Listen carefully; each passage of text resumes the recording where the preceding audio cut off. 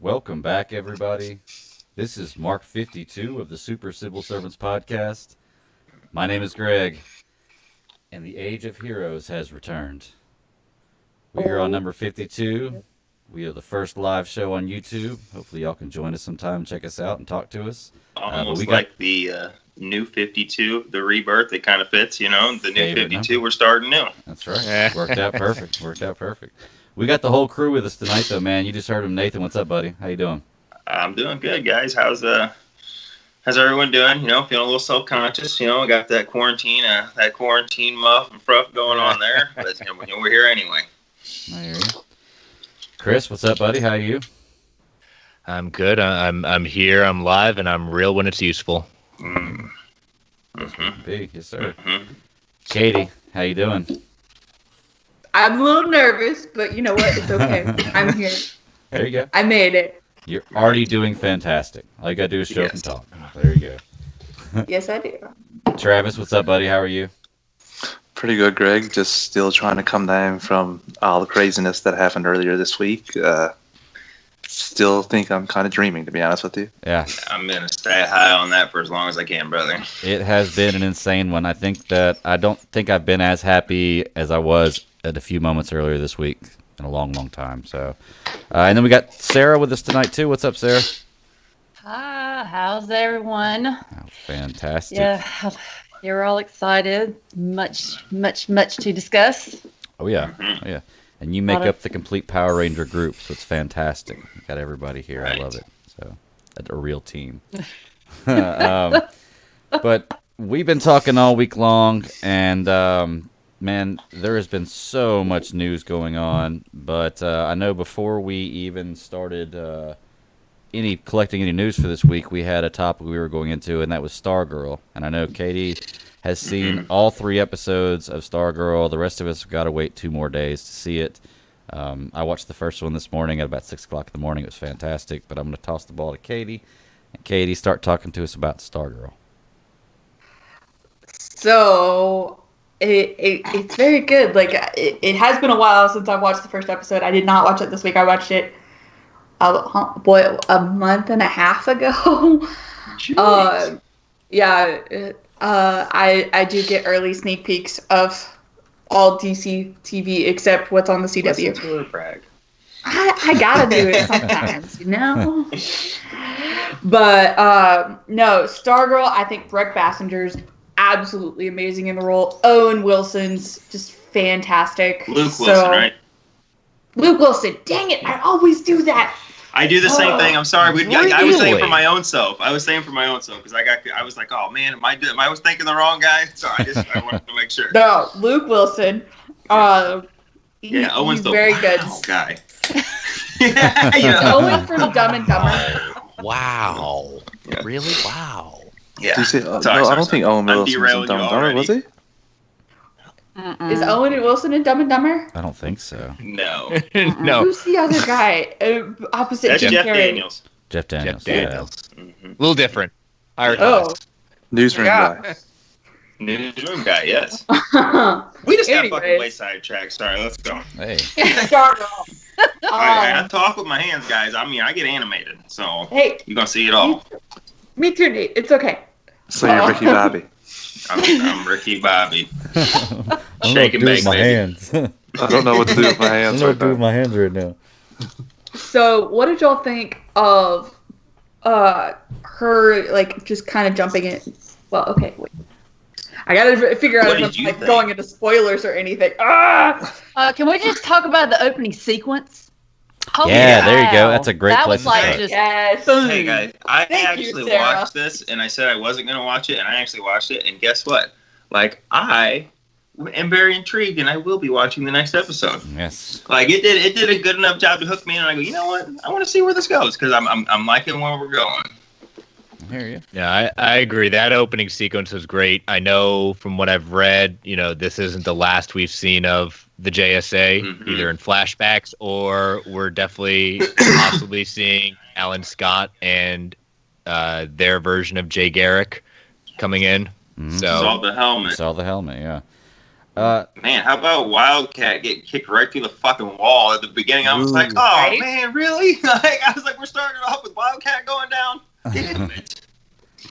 But there's a reason. It's Yeah. Oh yeah. Right. Well, I love the Joel McHale casting too, because for me, honestly, I think he should have been a superhero a long time ago. That was one of my fan castings for Hal Jordan. I think he would have played a great Hal Jordan. You know, he's got the smug kind of, you know, cocky attitude about him. You know, he's young enough. He's built like that was a fan casting me for Hal Jordan, but we'll probably never see that now, especially. But I'm glad he's in a superhero role. Well, Greg, he is in a superhero movie, but it's a long time ago and a very, very minor role. He was the banker in Spider-Man 2 when Aunt May was trying to get a loan. Ah, okay. Oh I yeah. didn't know that. Knowledge. Useless information right here. It's always great. Yeah, it's always great. I got never useless. No. But Knowledge is power, my friend. That's Yeah. the most true shit I ever heard in my life growing up. Well, And I think one of my favorite characters right off the bat was the staff. Yes. I was like, Yes. what? I like what they did with. I don't. Is that comic canon? Because I don't know, but I thought that was a nice touch. If it's not, because I thought that was pretty cool. did it kind of remind you of the carpet on Aladdin? Yeah. You know? Yeah. Like when you it think reminded about me. Like Pope. It reminded me more of Doctor Strange's cloak. There you go. That's a good way to put it. Like- Yeah. Yeah. The cloak of levitation. Good. Mhm. You can definitely Yeah, I tell. listened to that. You can definitely tell Jeff John's hands are all over this. This is, I mean, reading, reading his run, his storied run of JSA, it is all over the place. This is a love letter, and I've been waiting and begging for a true JSA kind of, show. And if we get it through Stargirl, perfect, perfect. Well, if you blink, you'll see. If you blink and miss it, you'll see a picture of Jeff John's sister actually in the episode. Yep. Yeah, I saw that on Twitter. Someone pointed that out. I was like, oh. And right in her room as she's packing up, it has, Courtney. I saw the pictures right on the next back to- wall. right Yeah. next to the real life Courtney. Hey, who is this actress, by the way? What else has she been in? I don't think I've ever seen her in anything, but I may just. be wrong. Greg Huh? Breck Basinger, I think her name is. How old is Bassinger. she? I don't. Basinger. She was Basinger? in. Is she related to Kim? No, she's not. I looked at her. Okay. She's not. I did the same She's- thing, Nate. And I'm like, what? She's not in really a whole lot. They're more minor roles. A couple television films. She's young. Guest stars. Minor somewhere. episodes. Yeah, Yeah. Paying They're- her she's dues. the right age for it. Absolutely. I think Yeah. she's 20. Yeah, I was gonna say she still looks. I mean, I know she's not, a teenager, but she looks young enough she can pull it off. So like, it does work out, especially for the age range they're going for. Like when I don't know, like she had her hair. She just looked the part. It was like in the ponytail and she was in the school stuff. I believed it. It wasn't like 90210 where it was like 30-year-olds out there and walking down pretending like they were 17. You know what I mean? So it was like it worked. She looks the part. And Yeah. I was actually impressed with her, except for like there was one time on the roof when she was training with the staff. That very first time, like I liked that she tried and failed, and like hit the ground. But that weird little jump off the ground flip thing, like I don't know if in gymnastics you can just do walking jump flip things like that. But I mean, Yeah, I'm not I was sure. like, okay. But like yeah. I did like that she wasn't just magically great at it. She had to trial and error. I thought that was a nice touch, and she had to get used to working with. I mean, staff, or what are we gonna end up calling this thing? 'Cause I do think it was like my favorite character of the first episode. Well, I mean, we had Stripesy, so you might as well just say Staffy. Ugh, Why not? terrible name. But I'm glad we're That's ditching the that. name. Yeah. I name. know. Oh, and did you Cosmic guys staff. like the nice touch? So- The nice touch of the car turning into the suit yeah. for the striped suit. That I was thought pretty that was a nice touch. Like the car just transformed. Went all Optimus Prime into that shit. But I thought that was cool. Yeah. Well, I didn't look at the. If you go online, you just Google Stargirl, the DC show. It gives you the picture that's kind of like the poster for the show, and I didn't look at that until after I watched the first episode. And after you watch the first episode, you look at that, you okay, I can see that, and I can see that, and I can see that, because you met a lot of characters, and they're on the cover. It's like, okay, now I know who's important. I want to know if we're going to see Grundy again. Yeah. Like, what did y'all think and about if they that? did Grundy, no. I thought it looked pretty They did good. Grundy very Hulk-like he should be. Yeah, I thought it guess- looked good. Yeah. A lot better than the Gotham version that I remember seeing last. I'll just say that. The bad guys, when they were talking, the one was in his study and the other one was in the cemetery. We got to believe he was going to summon Grundy again, right? Like, that's what he's doing in the cemetery, right? He's going to bring Grundy back up since they found the new Star. Well, they think it's Starman, but it's Stargirl. That was the impression I got, is when they were, the bad guys were having their phone call. He was staying in that cemetery. I said, "Oh, he's going to be waking Grundy up. They're getting the team back together." Katie is doing I know. devilish smiles that Like- make me think that she knows things that we're saying. I can't say anything. Blink twice if I'm right. So Katie, you're not allowed to say anything until the episode comes out. So as soon as episode 2 drops, you can start talking about it. Yeah. Okay, gotcha. 'Cause we're gonna pick your brain, I'm sure. This is definitely a really fun show. I'm gonna have to go back and rewatch it now. It's not a not bad a bad thing. Yeah, not a bad thing. No. Yeah. Because this is Stargirl makes me want to go back and watch DC TV again. Like the CW shows are all coming on Netflix now. Like the Flash is there. I'm not that interested in the Flash, but like Batwoman is still available on the CW. Like it makes me want to go watch those shows and like get caught up because Stargirl could be integrated more in there. So Well, don't get too attached to Batwoman. But I know. enjoy what you can. I mean, no. See, But We'll get to that later. I don't really get that vibe though. I don't want to watch more CW shows after watching Stargirl. Like I was interested in Stargirl and I want to see what happens to that, but it doesn't make me want to jump back on the CW bandwagon of shows. Not that there's Not at anything all. wrong with I've that. been impacted But, in the past 6, 7, 8 years of DC TV on the CW. So Yeah. like I was a little worn out, but Stargirl kind of reignited what I was feeling for DC TV originally when I started. So What? And And then then fresh obviously vibe. I mean, it's just kind of, I don't know, maybe because it's a younger character. It's just kind of fresh. That kind of. I mean, I just got. I absolutely love Arrow, Flash. I mean, that's my basis. But it just seems like that it's almost like a rejuvenation. It's like a rejuvenation. Yeah. Well, it's also a rejuvenation, but it's our kind of legacy show, but there's not a lot of connection to it. Like, it's Batwoman's a legacy character, but there's a lot of history behind it. So people say Batwoman, okay, we got that. Stargirl, I don't know anything about that. It looks kind of fun. They did the trailers right to make it kind of fun. Look at like a. I'm sure you do. and- I've seen your comic book show. That's fine. No, I didn't know.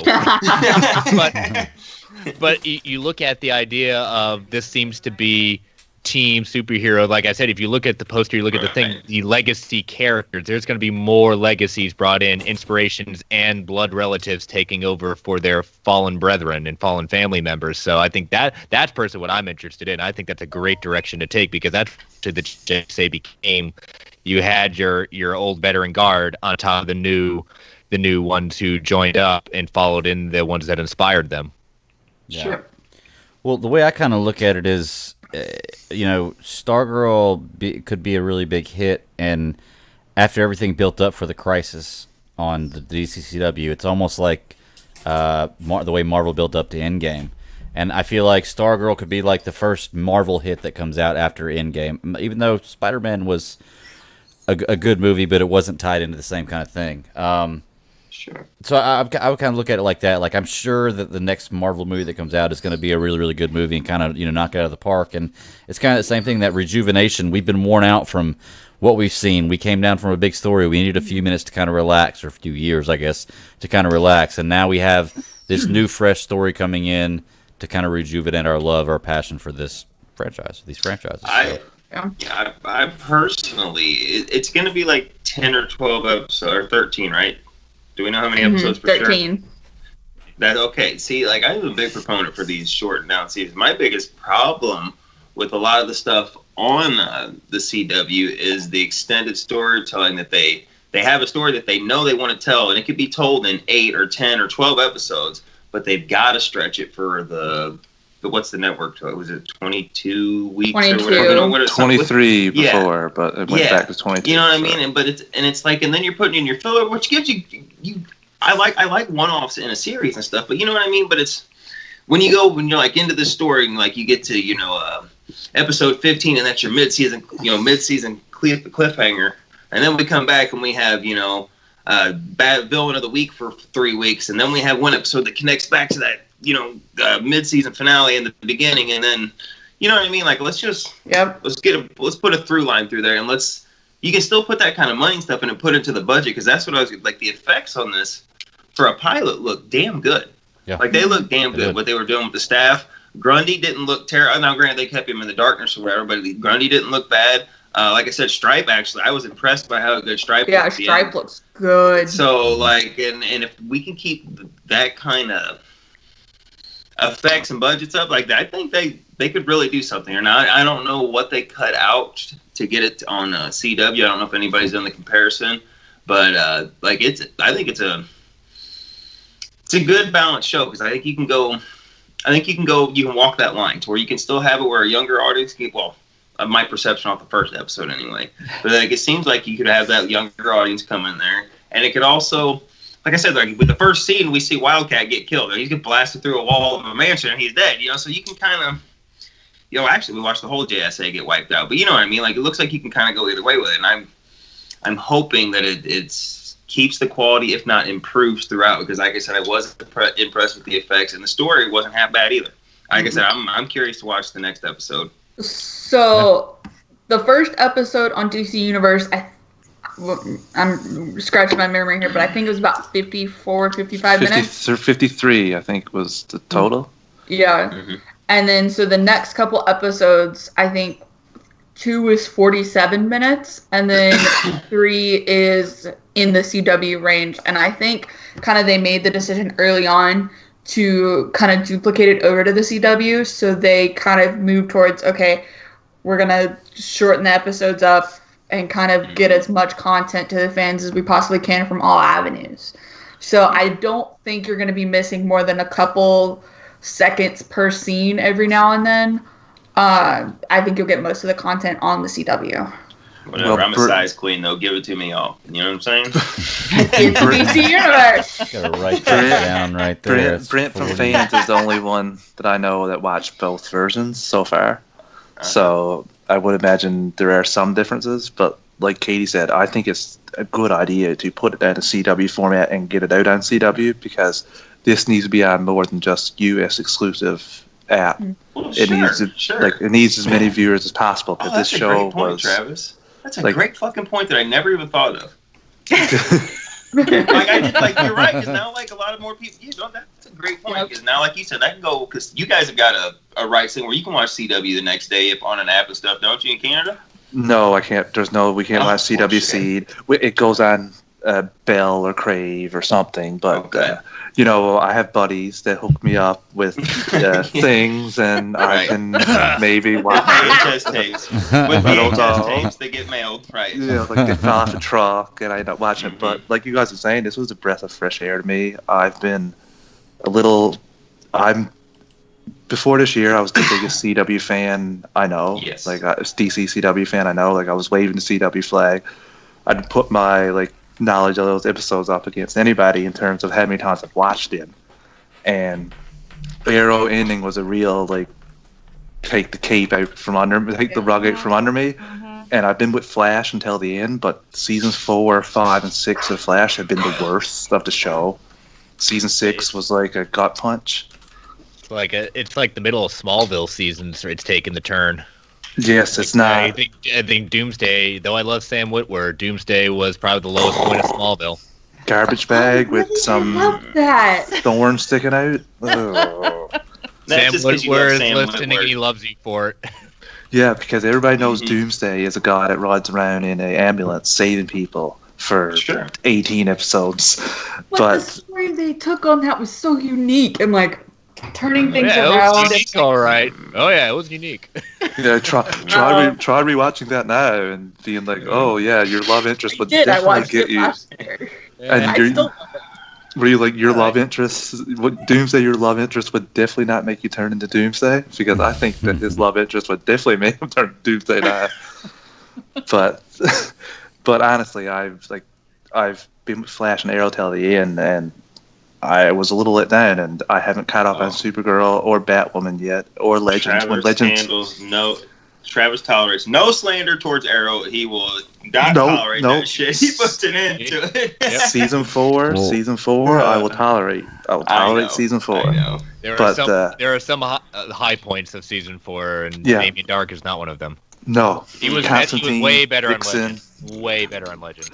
Yeah. But Legends go and write out my favorite characters just because they're CGI or their special effects. So annoying! Oh my God, Firestorm! Let's make sure they're split in two every time, because everyone knows that what you need on a mission in time travel is an older man trying to get away from gunfights, and the younger one's the mechanic and hangs out. They gotta be split up. Don't put them together because they could just wipe everybody out.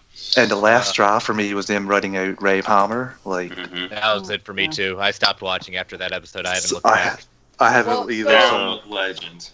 So Mark, the older guy of the Firestorm pair, he actually wanted out. He wanted to go back to Broadway. Victor Garber. Yeah. But even why did I want to call him Mike? But even then, if you were smart. Personally, what I would do would just have him record lines while he's home after. He could do two jobs to be the voice in the head. That's and true. just have Jax be Firestorm the entire time. And then you can do like the Zordon thing and just put a little thought bubble in there, and then it's just like. But you don't even need to. You just go. You can just put it. Go into it. Be just like Zordon. You could just have the echo of his voice, even. Or we could do that. I mean, sure, whatever. If you want to do that, But breath of fresh air. It's on its own Earth. Now everybody on Earth 1 doesn't know that there's another Earth. Flash doesn't know that there's another Earth. So the crossover between them won't happen for a while. Well, Barry fucks everything up. So soon he'll mess that time right, and he'll bring into there and wreck their timeline somehow. And we already know Flash is planning to crossover with Stargirl. Wow, I didn't know that. I didn't know that. I didn't know that. Oh, everyone missed that news report? Are you breaking news right now? I didn't see it. No. But even that, they got their own universe for now to play, and like Chris was talking about, I want to see a good representation of JSA. Right. And like he said, if we get that, and with AT&T, it seems like it doesn't matter. Like back when Smallville was going on, we didn't get a young Bruce Wayne because Batman Begins was being made, so we had to get Oliver Queen. And now it seems like that doesn't matter anymore. 0 Fs. Yeah. Like that's not a big deal. They can't find a fuck together. They're like, I'll throw 14 Batmans at you at once. Pick because which one it is like. Because it is rumored that JSA is supposed to show up in the Black Adam movie. So really, okay. Yes, I didn't know that. That's one of their biggest villains. So it's almost like they need to. Yes, and that would be perfect because I don't mind. I don't think the viewers care if there's a TV version and a movie version anymore. Like you don't. No, need to. I want to see Black Adam face off against Hawkman. Like I want to see that showdown because they fight a lot in the JSA. But I do want to see the Superman fight too. But give me both Hawks. Give me Hawkgirl and Hawkman just trying to take down Black Adam. I have a question for you guys. When you seen the Hawkman costume in the picture, were you like? And the Hawkgirl, right? What were you thinking, Legends? What were you thinking? Because they look like mini Wolverines compared to what the actual Hawkman looks like. Yeah, mini Wolverines. Okay, so I have an update on the Flash and Stargirl thing. All right. So it was in talk to happen this season on the Flash, but the arc didn't end up happening, and obviously with coronavirus things that shut down, so nothing could really progress there. But they are talking about doing one next season, provided Stargirl is renewed. I think that's it will. I think it will. Yeah. Now the question remains: does it stay on the CW? Does it stay on the CW and DC Universe, or does it move solely to the CW? Yeah, last report I heard, DC Universe is going to stick around with their content beyond comics for beyond comics for at least 2 or 3 more years. That's really? That's the they're pretty firm on that. They're not getting rid of. They may. I think the thing is they're gonna still. Patrol is the best. Titans is gonna be their flagship. right now, and they're going to continue on with that. You know, a lot of this stuff is just seeing where the audience is. But yeah, last report I heard, and I wish I could give it the source, but yeah, it seems to be they're going to stick around for at least 2 to 3 more years with where they're at. Is Titans 3 strikes and they're out? Like if they don't get if they don't get a finale again for the third time, if they don't nail it the third time, does that mean they're just out? Nope, because I'm still paying. I love the characters. I love the characters. Nathan, it didn't go downhill until after the Deathstroke versus Nightwing fight. As long as you don't ask why Donna Troy just stayed in the car and stayed in the car and did nothing. Yeah, so you got to have the Donna Troy part in there. I want to know how she got electrocuted today. Like I mean, we all know why Starfire stayed in there. We all know why Starfire stayed in there. She lost her powers and she got shot. So that was like, okay, you stay there. But I am excited how Blackfire will turn out next season. That interested me because in Teen Titans, Blackfire was like not the most interesting, but every time she was on screen, I was always like, ooh, what's happening? Yeah. So I'm excited. Oh, yeah. That was a little squirrel right there we just chased. That's all right. Whatever shit happens. I'll tell you what, though. At least it wasn't Daredevil. That'll come up again. Don't worry. That'll come up again sometime, I'm sure. I hope not, because when Katie was telling her take, I had to actually put myself on mute and take a walk around and be like, "It's Travis. It's somebody's opinion. Hey. It's somebody's opinion, Travis. Somebody's opinion." We all have our opinions that make everybody feel like that. Everybody has one, you know. I mean, I got it. I'm not ashamed to admit that I have some hot takes that are controversial. You defend it, Katie. I'll give you that. Sure. Do y'all got whatever you want? That's right. Even if it's wrong. Do y'all got anything else you want to say about Stargirl? One other thing. Sarah. No, you go, Sarah. It was just kind of interesting because like starting a new series, especially when she was in the cafeteria, you saw. I'm really curious to see everybody's backstory now. It's like how these was that a gym teacher that could have possibly been Tigress maybe? That's what I thought. I got a feeling that yes, I agree with you. I think there's going to be more to these characters they put right in our face. So I wonder if those kids sitting at the table, if they have some kind of. So that's what I want to see. I think they're her JSA counterparts. Mm-hmm. Yeah, look at the poster. When that guy said when he was talking to his kid and he said Junior, I immediately thought Icicle Junior because that one guy was Icicle, and then I was like, oh no, I got the wrong guy because I was like, oh sweet, like we're gonna have, I thought they were gonna generation out. Well, he might still appear in there, but I just thought that we were seeing it already. Yeah, that'd be pretty I have a question for all of you guys. Mm-hmm. Was your school like that growing up? Like you all had specific spots to sit? Well, you only had 14 people in your whole school, so not everybody could go home for lunch. I went home for lunch my whole life from K to 12. Yeah. We never had a lunchroom or lunch hall. That's crazy. We had lunchrooms. No, it was definitely like that. Yes, there were areas that certain people sat. Just same way in the parking lot, parking outside. I see it every single day. It still exists. Yeah. I went home. Used to go home. My mom would have like hot dogs and fries cooked. I would sit down and watch TV and eat it. So you would sit down and watch TV on your lunch break at school. Well, I'd just go home from school. There was nobody that stayed in for lunch. Everybody went home. He's got to watch his cartoons. Oh, yeah. Arthur, having fun isn't hard. You got to watch your cars. They're tunes. Having fun isn't hard if you got a library card. Oh. Very good point. I was homeschooled. You was homeschooled? I knew there was something wrong with you. Badass. I knew there was something wrong with you. Badass. I did go to public high school, but I sat in the JROTC classroom for lunch pretty much every single day. So you couldn't even lie. You was like, I hate my teacher, and your mom was like, watch your mouth. I think when I got my mom was a good teacher. I believe it. I'm just giving you. Yeah, both my parents were teachers as well. My mom kindergarten, my dad high school. So whenever I was like, gosh, you don't. Oh no, it was fine. It was fine. I was fine. My dad, I was like, Dad, I don't feel so well. What's wrong? Mm-hmm. Well, it's that. Go talk to your mother. Here's a note. Go home. You're fine. That's awesome. Well, I mean, like, yeah. I don't know. My high school my middle school was definitely like that. And in high school, we got to leave for lunch. And I mean, that's the way it was in high school. I was out the door. Mm-hmm. Yeah, we couldn't do that till we were seniors. I had an hour to go smoke cigarettes and run around and be a cool kid. We had the smoking pit. It was like right behind our cafeteria. We did too, and I was one of them cool kids. Let me tell you. Real cool up there. Looking like a loser. Why did I think Smoking Pit was barbecue? They have those too, but that's a different kind of pit. We're not doing them at school.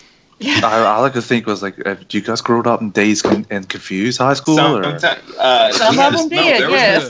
Okay, if you want to be like that, because we had the smoking pit here, and then we had the smoking pit right here. So it was kind of like Dazed and Confused. I still had buddies that had gun racks in their trucks. So I mean, it was like I remember they go hunting in the morning and and come to school. Deer season. Exactly. They brought their shotguns loaded in the cars. When I was 15, 16 in high school, you brought them in. You just told the school, hey, got my shotgun in my truck as soon as school was out, or before I was hunting before school. They tell you, just leave it in there and lock your doors. Yeah, exactly. That was it. Just make sure your doors were locked. Yep. Exactly. My, how times have changed.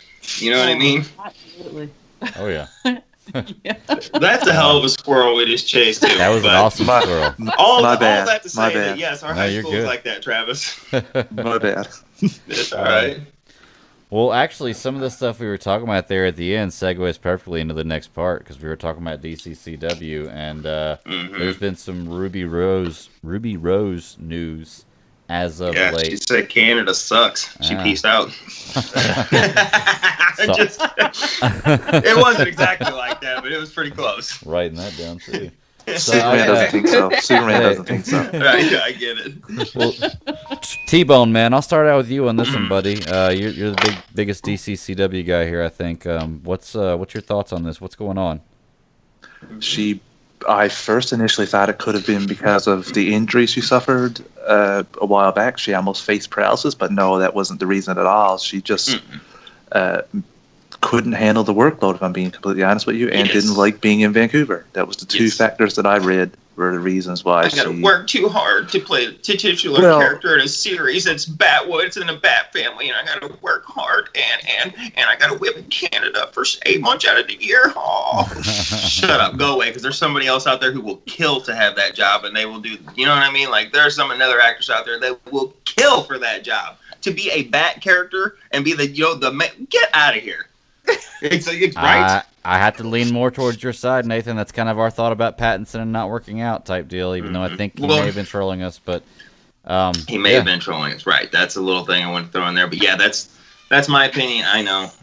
Whatever. Who cares what I think? Both the girls are like, we do it. Right. No, I'm raising my hand to talk. Oh, sorry. Give it to her, go ahead. Just jump in there. Not a bad idea to start that. Yeah. Sorry. So when she originally signed on for Batwoman, it was a 13-episode season, which is how the CW has been taking on, like, its newer superhero shows. Black Lightning has 16 episodes, Legends of Tomorrow, 16 episodes. So she could have potentially thought, hey, the workload is not going to be that much. I can still get other projects in, because she's a movie star. She's the first one on here that's had... She's kind of a fucking movie star. Compared to the rest, though, Nathan. Compared to the rest. Okay. All right. Compared to the rest. She's had a TV career. Stephen And Amell she's got a Casey resume, Jones. so... Oh! Yeah. That was after. Right. Greg, that was after Casey he got... Jones. That was after he got there. After he could do rack pull-ups and shit, which I still think's the coolest shit ever, that he really learned how to do that shit. Katie's right. Katie's right on this one. Yeah. But the CW bumped it up to 22 episodes after they screened the pilot and said, okay, no, we're gonna screw the 13 episodes, we're gonna go 22. But not to mention, I mean, I'm sure it was in her contract that she had to stick on for the first season, but not to mention with coronavirus happening, none of the CW shows are going to premiere in the fall like usual. Right. It's going to be the spring, and the CW has maintained a strong commitment to having full-fledged episode seasons and not screwing up the timeline for the Barry Allen. For the others. So they're going to stick with 22 episodes next season, and they're going to shoot season 3 because Batwoman has supposedly been renewed for multiple seasons. So they're going to basically shoot seasons 2 and 3 back to back, which meant that she wasn't going to get another project easily until 2022, which probably wasn't acceptable for her. Now, that's the workload's probably what got her, but I'm not laying out that she probably didn't use the injury to get out of it. I mean, she has a movie she's got better agents than the others too. So Well, the True. TV Line article that I'm looking at right now that kind of broke, like when it happened, we didn't know. We knew it was eventually going to break, but TV Line got a source that says, it wasn't 100% her decision. That's what I was going to say. It was 100% her decision. It was a breakup. She wasn't happy working on the show, and that didn't make it fun to work with. Did make it fun working with her? No. So everyone decided it was the best interest of the show that they part ways. It wasn't a good fit. Now, from reading the comics, she was perfectly cast. She did an amazing job being Kate Kane. Sure. She got the attitude. She got the whole point of it. And you know what? I applaud her for realizing, I don't want someone to stick around a show for a character just because of the paycheck. Because then, as we all can see, and we can point to countless different times, when someone's just phoning it in, you can tell, and the show suffers. I applaud her for just saying, you know what? I know I said I'd do this. And again, she looked into this saying, okay, this could be great. The injury probably, you're right, was a wake-up call. And just the amount of stuff that she thought was going to be what didn't end up being. And also the projects. I mean, we've heard from Amel. We've heard from Gustin. We've even heard from Rosenbaum saying that this does become your life and it doesn't allow you to do much. We've seen people leave, co-stars leave because they can't do enough. It's not like they don't appreciate, and I don't think she doesn't appreciate what they've done for her and what this has done for her career. But I'm glad that she realized this. I'm glad Berlanti and Guggenheim said, you know what? We'll let you out. We'll find another one. And there is a laundry list of people that want to do it. And you know what? Fine. I wish her all the best. I'm glad for the show that this was a clean break and we're all moving on. I don't think less of her for doing it. So are they going to use Barry to fix the recasting? Like they're going to do another Flashpoint instead of the only one that changes is Diggle's daughter to a son. It's going to be like boop. Well, I saw someone say that it was all joking matter because the CW has said that they're going to cast another LGBTQ actress in the role. So, but someone said that they should get Rachel Scarston.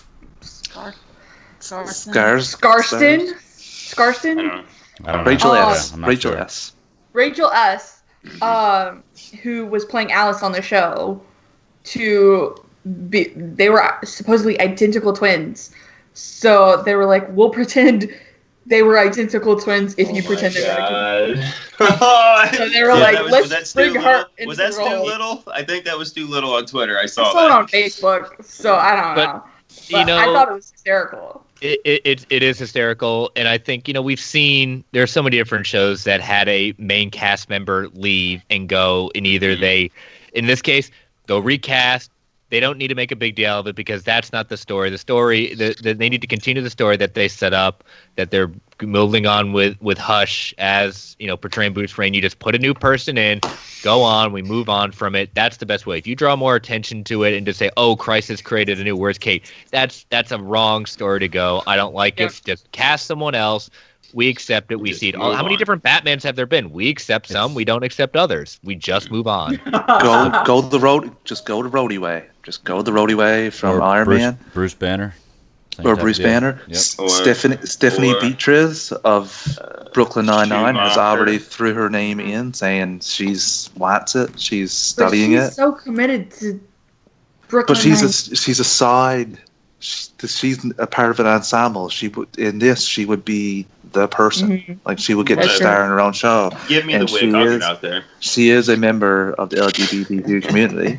Well, that's I really like seeing. They are looking for someone a part of that community, and I think because that is Kate Kane. That is Kate Kane. She wears it on her sleeve. She doesn't shy away from it, and I was very happy to say that they are looking for an actress, a part of that community. Awesome, good. Yeah. No, okay. But on the flip side of that, here we go. Right. No, stop. Let me mark the time down. On the flip side of that, on the flip side of that is they are called actors for a reason because they are acting, which means they can play a role of any kind. That's like That's like when people got pissed off at Bryan Cranston for playing a quadriplegic and being like, why did you hire a quadriplegic actor? First of all, how many fucking quadriplegic actors do you know? Second of all, like, what the fuck? They're actors. Now, I'm not saying that, like, they should exclude them or, like, go, but I mean, like, if they find, let's just say it's that girl from Brooklyn Nine-Nine and she's perfect for it, she is open, like, hell yeah, right on, like, more power to you. But if they find, little Sally who's just coming out of the academy, but she plays this role, she's got the look and physicality and stuff, but she just, her only thing working against her, she's not a lesbian. Like, well, that's kind of silly. In my opinion, I don't know. Maybe that's the wrong way to look at it, but that's like, they are actors for a reason. That's like Leonardo DiCaprio played in that one movie and he made out with that one guy. Guess what? That dude is the master swordsman. He ain't gay, but he played a gay role and he played it just fine because he was the best part for the role. You know, I said, I don't think they should be excluded. I think they should get everybody in there. Everybody cast out. But if it happens to be the good, like I said, my instance is Brooklyn Nine-Nine girl. Well, the thing is, like, you don't cast just for that person being a cast because, they're gonna fit the part. I get what you're saying. I get what you're saying. I'm not advocating for them just casting someone that's a lesbian because it just happens to be they need to fulfill. Okay. I trust them. I trust them enough to cast someone that's going to be good. Great job. And it just does something with the community, just saying like, hey, sure, yes, of course, sure, right. Anyone, a good actor, a good actress can pull off anything at that point. Yeah. But I think it says something that we're gonna purposely try to look for this and then go from there. But I'm pretty confident that they'll be able to find someone. Right. But that's one thing you can say is their casting has always been good. Like, Melissa Benoist's a good Supergirl. Stephen Amell, great Arrow. Like, their casting has always been good. So you're right. I do trust them, but I just... Their casting's also very inclusive. Like, they take people from all walks of life. But to back up what you're saying, Nathan, is there any Modern Family fans out of any of us? I'm not like a religious watcher, but I've watched it. I like it pretty good. Well, Eric Stone Street plays Cam on Modern Family. Yes. And he is amazing, but he's also not gay. But he goes to rallies. He goes for causes. Sure. He's a big person for the community. So I can understand what you're saying, Nathan. But I'm not more in the camp of Chris, where if you can find somebody that has that, then they can relate to that. They can relate to that character just a little bit more. Like, this is not a comedy. This is like, they can relate to that character a little bit more. That's all. But I do agree with you. They shouldn't be excluded because of that's what I mean. Like, they shouldn't be excluded just because they don't happen to be. But gay, ironically, those people, part of the LGBTQ community, have been excluded for so long because of that too. So. True. No, it's a double-edged sword sometimes, but I trust Berlanti. Sharper than the other. You're right. Berlanti could never give me a reason to doubt. All gay. Just go all gay. I retract all my statements. Take it all back. No. Stand by yourself. It's your opinion. We're not trying to shame you, Nathan. Hey, you guys, you swayed me. All right, I'm with you guys. I retract. But Modern Family is there to show you, Nathan, that your thought process is not wrong. Like, Cam is my favorite character on that show. Right. I think he's the funniest character on that show. And that went 12 seasons. And Jesse Tyler Ferguson had no complaints about Cam not being gay. He loves the character. Like, he loves the actor. He loves how he portrays him, even though sometimes he says he portrays him a little bit over the top. But that's just the way Cam is. Cam's amazing. But I do think that I don't have any doubt in their casting, and I think they will. Right. This was a pretty big hiccup, and I think they're thankful of the news that come out a day and a half later to basically sweep this news under the rug. Oh, yeah. Because it really got stopped talking about it post gigantic announcement. I do tend to agree with Nathan. Cast the best person for the role. I don't care what they look like. I don't care who they are. Cast the best person for the role. However, I say that with a grain of salt because Ruby Rose got so much hatred for not being Jewish, and a bunch of people, even on her Instagram, got on and were like, she's not gay she's not even a lesbian. Yeah. But there's going to be people that do that. Some people. Yeah, there's always going to be people that do that. No matter what, you're for. I said this today. Every fandom has shitholes in it. I don't care what you're talking about. There's some bad people and all. I mean, even in the LGBT community, there's some bad people in there because, like I said, there were people. Well, she's not gay enough. Well, what do you mean? What is she?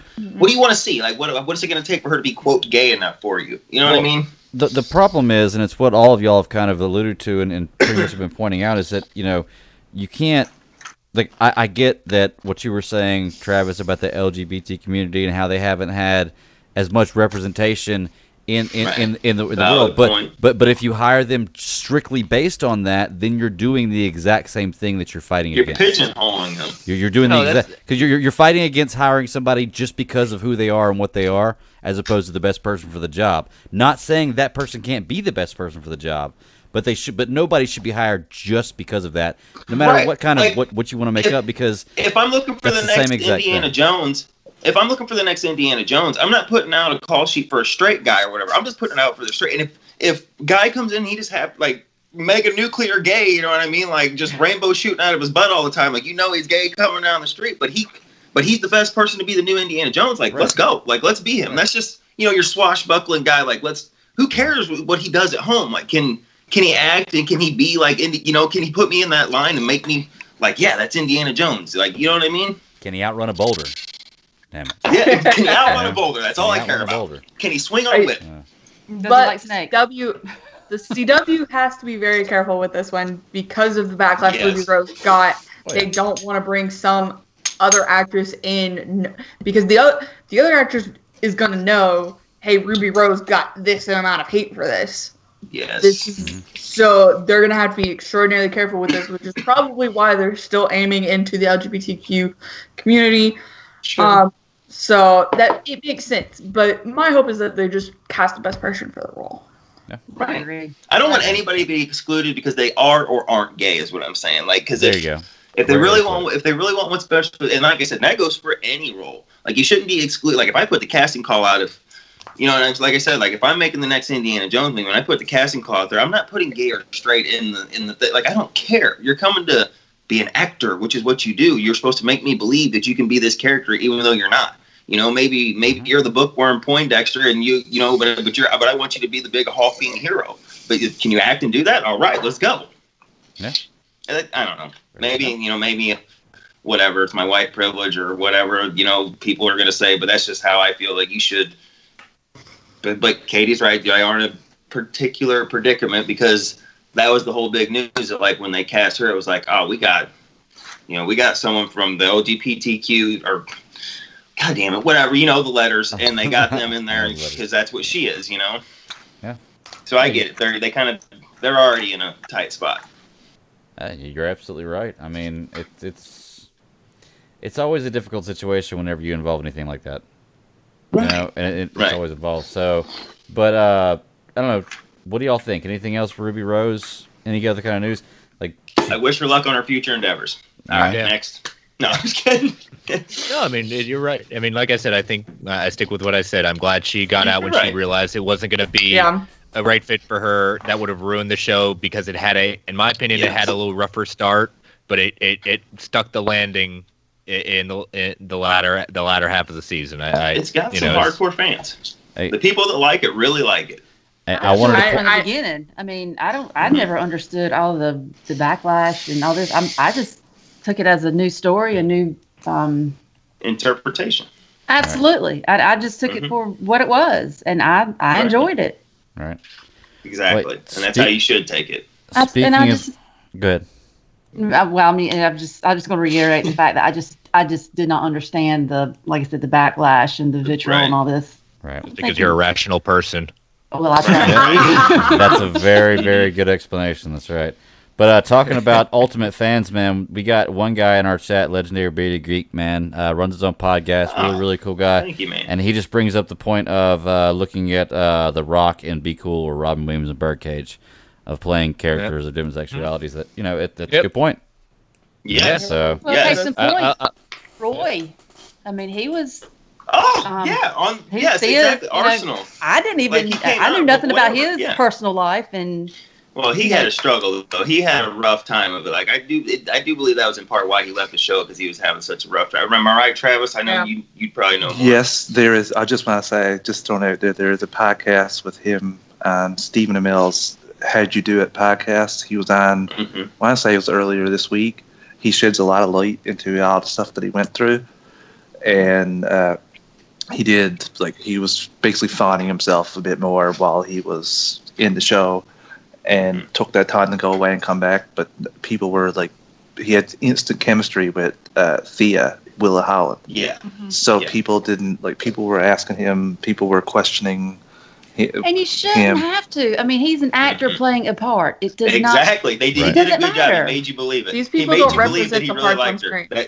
He did a good job. Mm-hmm. You know, like Jackie, Jackie Gleason, the kid that played Joffrey? Like, people hated him in real life. Like, well, good job, because that kid that's what he was. He made you do that. That's what you're supposed to do as an actor. If you're supposed to hate him, make you hate him. Right. Yep. Right. People have to separate the actor from the role they're playing. And absolutely. Because they're doing a good job if they suck you into it and you're like, I hate that. Never. You know what I mean? That's exactly what I tell my wife all the time. When we're watching something, she's like, man, I just hate that character. I'm like, you know what? That actor's doing a good job then. Because that's what you're supposed to do, is hate that character. So if you hate that character, they're doing exactly what they're supposed to do. And it's the best villains you're right. are like that. We just finished the second season of Ozark, and good stuff. There were a number of characters I'm glad that bit it at the end of that season. Yeah. I was like, I hate them so much. I love that show, man. Great show. So are we done dancing around? Let's be done dancing around it. Yeah, and you know what, Nathan? I'm gonna go get more tea. Okay, we've been edging for long enough. I think it's time we get a release. I've got to go grab more beer and let the dog out. But Nathan, I know you want to talk about this, man. Coffee. Okay. Wait, I want to refill my coffee. So Travis, you guys talk. Give us all coffee. Chris can do his game show waiting music while we do this. Yeah. Way to put you on the spot there, Chris. Chris, can we kind of like chase the squirrel for a minute? How about the new Star Trek? Oh, yeah. Yeah, Strange New Worlds. Yes, that kind of caught me off guard. I really was. I mean, I've heard the talking about it, but I'm really excited to. Yeah. No, I mean it's more Star Trek. I'm never gonna turn down just like more Star Wars. I'm never gonna turn it down. I'm, talking with, Ray, Dave, and Matt Carroll. And I posted going back and forth.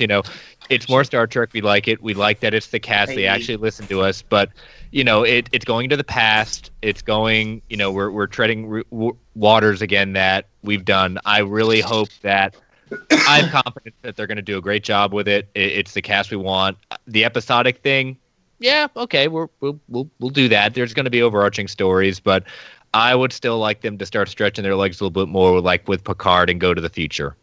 Let's focus some more stories on the future. That's where Discovery's going to start. You can't get any more future than that. Yeah, I mean, we had two Trekkies here. I forgot.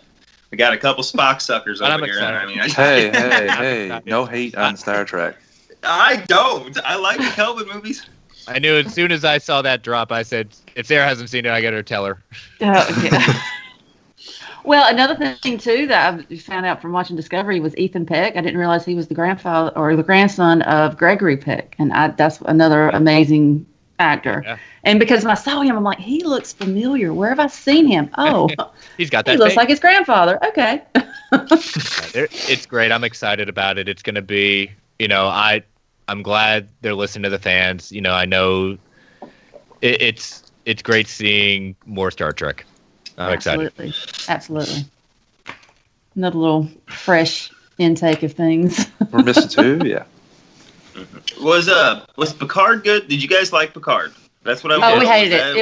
It was garbage. I mean, it was garbage. No, it was terrible. I mean, like it did it. Chris, did you hate it? Did it do the job? No, I liked it. It was our first one in the future. I would have, like with everything, there were some great moments. I'm glad we had our moments with, some of the TNG cast. It can't be TNG. And I'm looking forward to the next two seasons, because that's all we're getting. We're getting two more seasons, and that's it. So I just like it because it's Patrick a continuation. Stewart, I mean, let's pray that we get through COVID and you get 2 more seasons. I hate to say it, the man's in good shape, but he's not getting any younger. Let's put it that way. He's fine. He's been reading Shakespearean sonnets all throughout this, so I mean, he's good. But I mean, Bill Shatner's still kicking and still like working at 80 something. You're like, so I don't know. These guys are in the troopers. They go forever. Well, Picard, like, you know, Patrick Stewart's like in his 70s. He's portraying an over 90, 95, 96-year-old man. So take that for what it is. Science is timeline. good. He's about 95, 96 Picard in the timeline. So, Katie, you have all the dogs, and it's really making me sad. Like, I just want one dog. I just want one. And Well, you're like, just here's get one. one. Here's one of my They don't dogs. let you have them in Here's another one. Canada. Nathan, This is Antilles. I can't get myself 3 meals a day, let alone having a living being I taken get care it. of. I get it. I got 3 dogs. Yeah, but when they and then I snuggle got up 2 with of them laying you. around here. Mhm. I had a dog for Around 12 here years. somewhere. Look, here's Batman back. I got our Batman back. No, Batman. Back again. Sorry. All right. Did y'all start talking about it? No. No. No, we wouldn't do that to you. The It. Oh, I mean, it's cool. I I'm was just going to waiting for your introduce little it. girl. I don't know was where waiting to for your even little girl start. fan screen. Okay, cool. I know where to start. I know where to start. Start us off by then. saying, all you assholes out there, the haters, it was like, it's not real, it's not real. This is all I got. Let me look around. Hang on, let me look around. Oh, look, I can definitely find a couple fucks to give all you assholes because you deserve it. All you people, you assholes that were going at it. Now that I got that out of my system, let's talk about the Snyder Cut. All right, let's go, guys, because we are actually getting it. Let's talk Clearly, about you've it. seen Henry Cavill's message of be humble and nice, All guys. right. Okay. Oh man, Wait. fuck Yeah. those people, dude. Because you know what? As much as they called a lot of people toxic, you know what? There were some real toxic fucking check marks out there too. Even Yeah. though they'll never own up to it. And when you show them their receipts and stuff, is all they do is block them. Like, I never said that. Like his, you know what I'm saying? Like it wasn't there. F those guys. Not the people who are like, oh, I don't know if it's really real or not. The people that were skeptical, whatever. That's fine. Like that's whatever. But I'm talking to the people that were some real shitty assholes back or. Not, but you know what I mean. Like it was real fucking snarky about it. Some real bullshit. Like those people eat a bunch of take a whole bag of dicks, sit on all those motherfuckers. F you. Well, look, here's my thing about it is... Nathan, I don't think you've expressed yourself enough. Right. Got here. I haven't I thought we got got your point. I mean, Yeah. Sorry. Let's move on. But no, look at it like You this. just gonna Like, kick us off because my mouth. I know.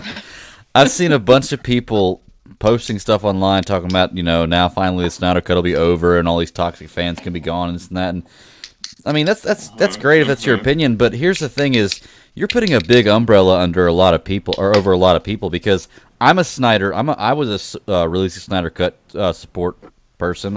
I supported that cause. I like Zack Snyder. I'm not an asshole. Like. I get that there were, like you were saying, Nathan, there are people that are I'm in an this, asshole, but I wasn't like that out there on the internet. Right, that's what I'm saying. But I'm an asshole. but when you Sure. really look at it, you know, he has standards. right? Right. Exactly. You know what? I'm kind of, you know, like I've got my moral code, you know, and I'm a real asshole, but I direct it well. Okay, I don't just let it loose on the world.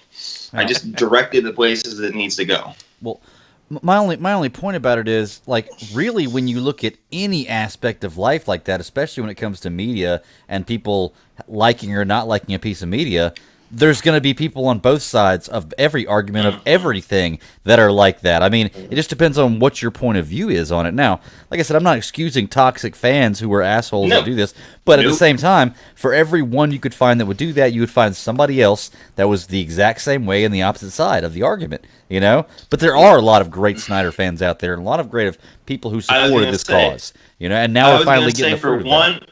For every one toxic asshole, you were missing out on the 50 good ones out there who were trying to do this the right way. Because, I mean, like, you know, people like to talk about the people that wanted the Snyder Cut was a vocal minority. The toxic ones in there, because they were there, because I seen them, but I ain't got no time for them. Like, that was the minority, you know what I mean? The you know what I'm saying? I mean, just look at the community itself and, like, putting this behind the... you know, the American Federation of Suicide Prevention. You know, it was a cause we could get behind. You know, that, you know, in some way, shape, or form, we've all been touched by someone who's taken their own life, and it's unfortunate. And we always ask the questions why and things like that. Not, you know, obviously the boss, Zack Snyder's own daughter. You know, it's it's something good came out of this. Yes, the Snyder Cut is going to happen, and we've got the confirmation of that. But we have what's not getting focused on. We keep on promoting because they want this to be a promotion. Is that this organization is more and more getting in the forefront to show, and that's what Zach's been more promoting than anything else besides anything. It's just like, be good to each other. Let's focus on the good. Let's focus on like people who have been trolling since the news, or finding ways, people said they support it, now trolling it in different ways. Let's just be happy that this is happening. We're getting it. Hey, I've waited over 2 years for this. I'll wait as long as it takes to see it in whatever form it takes. I'm just happy we're getting it. Mm-hmm. Yeah. Amen. Amen, Chris. Go ahead. Go ahead, sir. And so people have to remember a lot of times that social media is only 98% of, not 98%. It's like the few, not the many. Like, there's not a lot of people who are going to be vocal on social media. So, like, this truly, the fandom menace, the Zack Snyder bad guys, I don't know what to call them, but, like, those people aren't the majority of fans. And so, like, that's the biggest problem people have yet to remember, is that, yes, we're seeing a crap ton of them, but they don't represent everyone. Well, unfortunately, you hear the negative louder than you hear the positive. Mm-hmm. You always hear the negative louder than the positive. Yes. Like, and I know, like, personally being a reviewer who, like, publishes book reviews and everything, like, I can publish the most positive review of a book in the world, but an author or a director might only reach onto the negative. Right. And so, like, because people don't want to hear, like, the good criticisms of things. People only want to focus on the negatives to see, okay, how can I fix that? But you're missing the positive reactions to what your material is bringing. And the thing is too, when it comes to that, Katie, is there's even more to it than just that. Like, you can write an article that has a lot of great positive points, but somebody can see a lot of negative points in it. It could also matter about what kind of day that person's having while they're reading that article.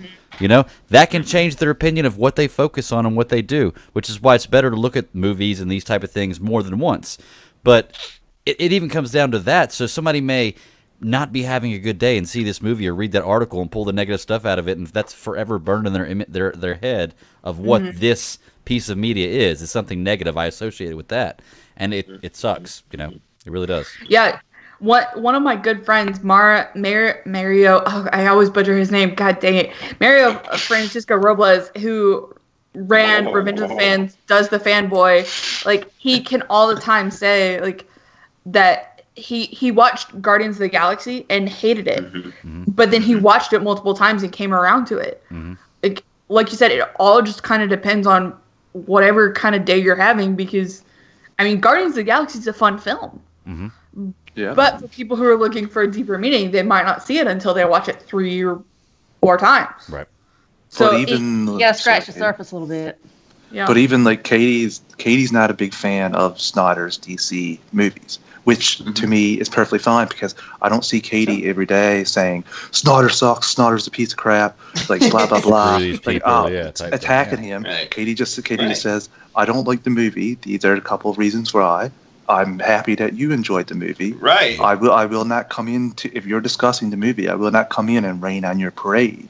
I will just go on and focus on something that I like. And there's not enough of that in this world.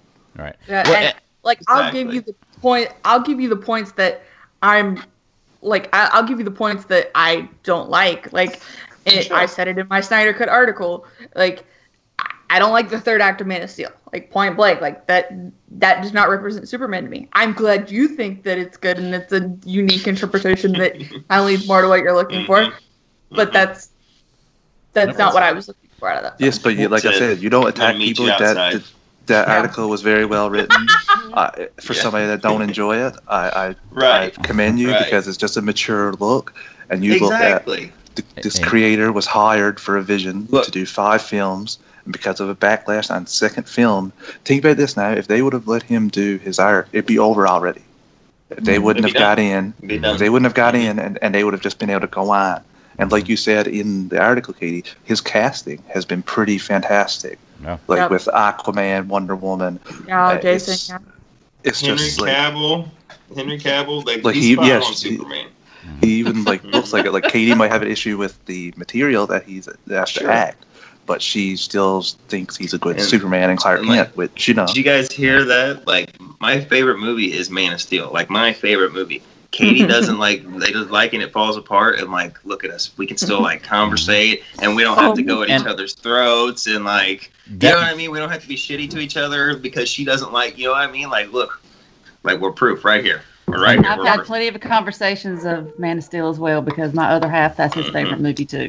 So we discussed it at least. I don't know, like every so often. Just like we had a conversation about last night. So. She wanted to say once a day. At one point, it was that. So I mean, it's. Well, my wife, Jamie, and she already knows. She'll come home and like she can just any scene it's in, even if it's like the Paul Kent or the flashbacks or anything, you know, where you don't explicitly see Superman. She knows exactly. Oh, Man of Steel again. Yep. Well, hey Nathan. And go ahead. Sorry, go ahead. No, I was just going to point out that Legendary Bearded Geek in the chat says that you're his spirit animal. So, Nathan's his spirit animal. Thanks, man. But, Thanks, go ahead. So, like, it kind of all depends on where your fandom is going from. Like, with Star Wars, I could come up with any reason. Like, my boyfriend, when we got out of The Rise of Skywalker, like, he had all these questions and was like, but this doesn't make sense. And I was like, well, if you look at it this way, Palpatine could have been a clone. Or, like, The Last Jedi, like, because I'm a huge Star Wars fan, my brain thinks like that. And my brain can say, okay, it can reach out and grab certain aspects and go, okay, but this is the most logical conclusion. And I don't need factual proof to go off of that. I can just kind of build a trail. Most people who saw The Rise of Skywalker were not necessarily my level of who could pull out Legends era sequel trilogy as a whole. Right.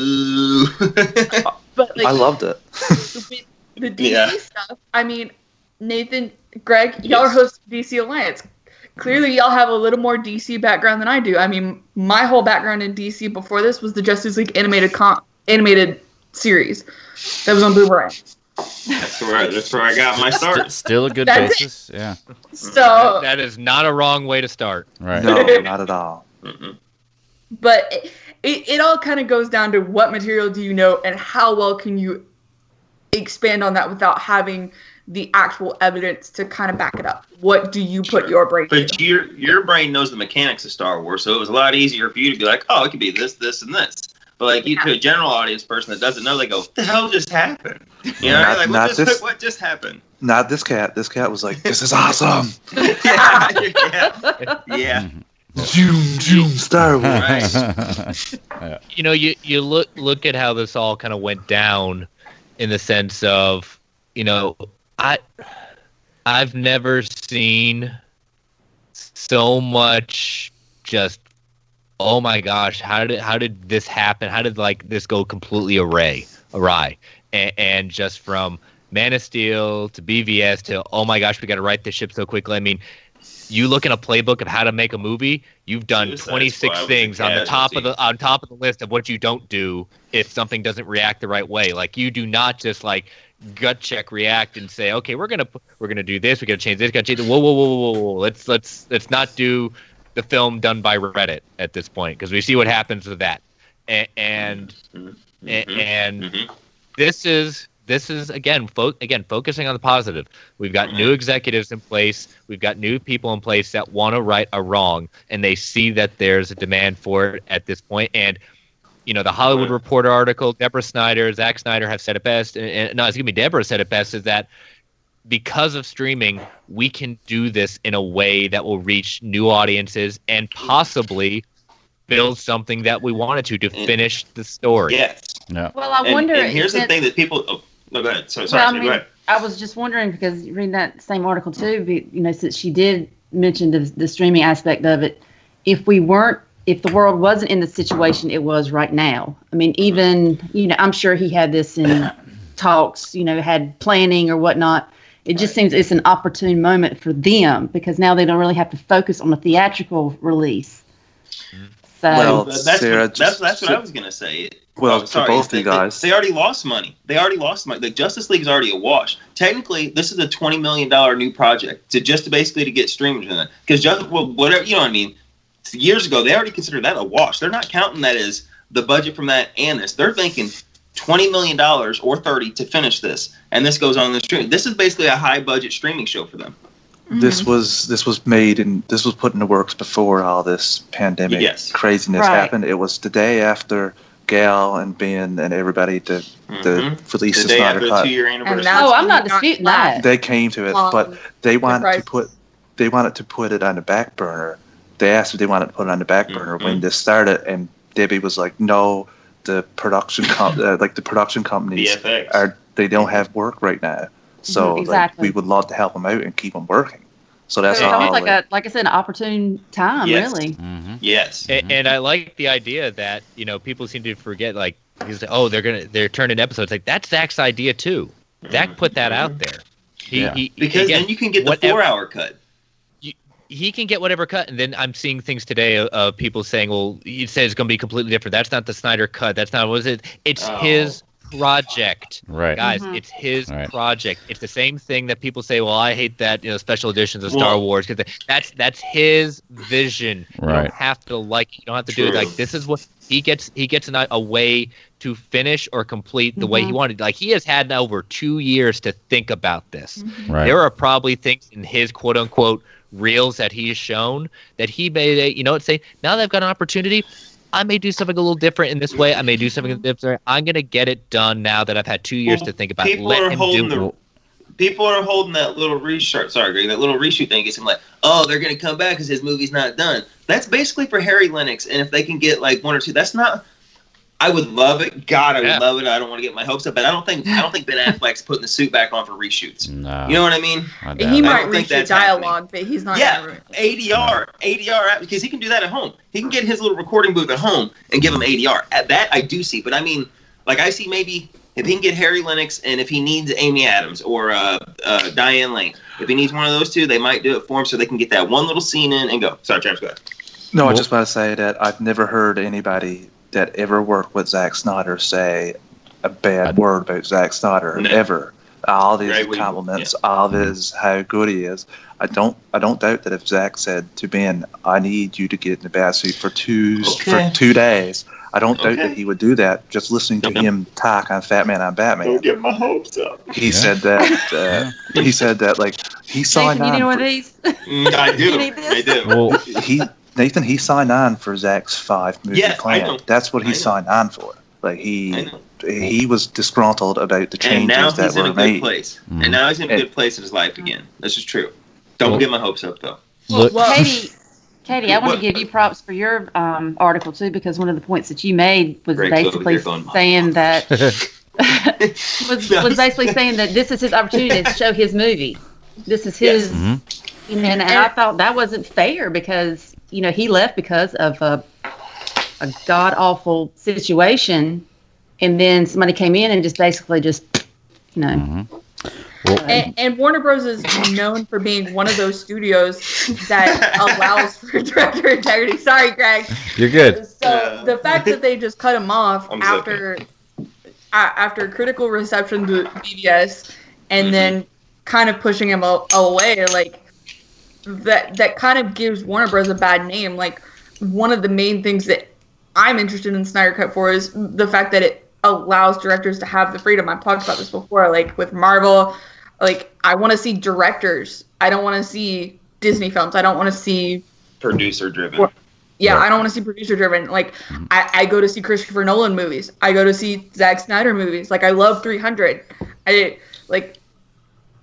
There's directors out there that I love. And this is Sparta somebody one day. Have great vision. Sorry, Greg. Well, I was going to say, Greg. before we get away from that, Katie, plug your article there that Sarah was talking about.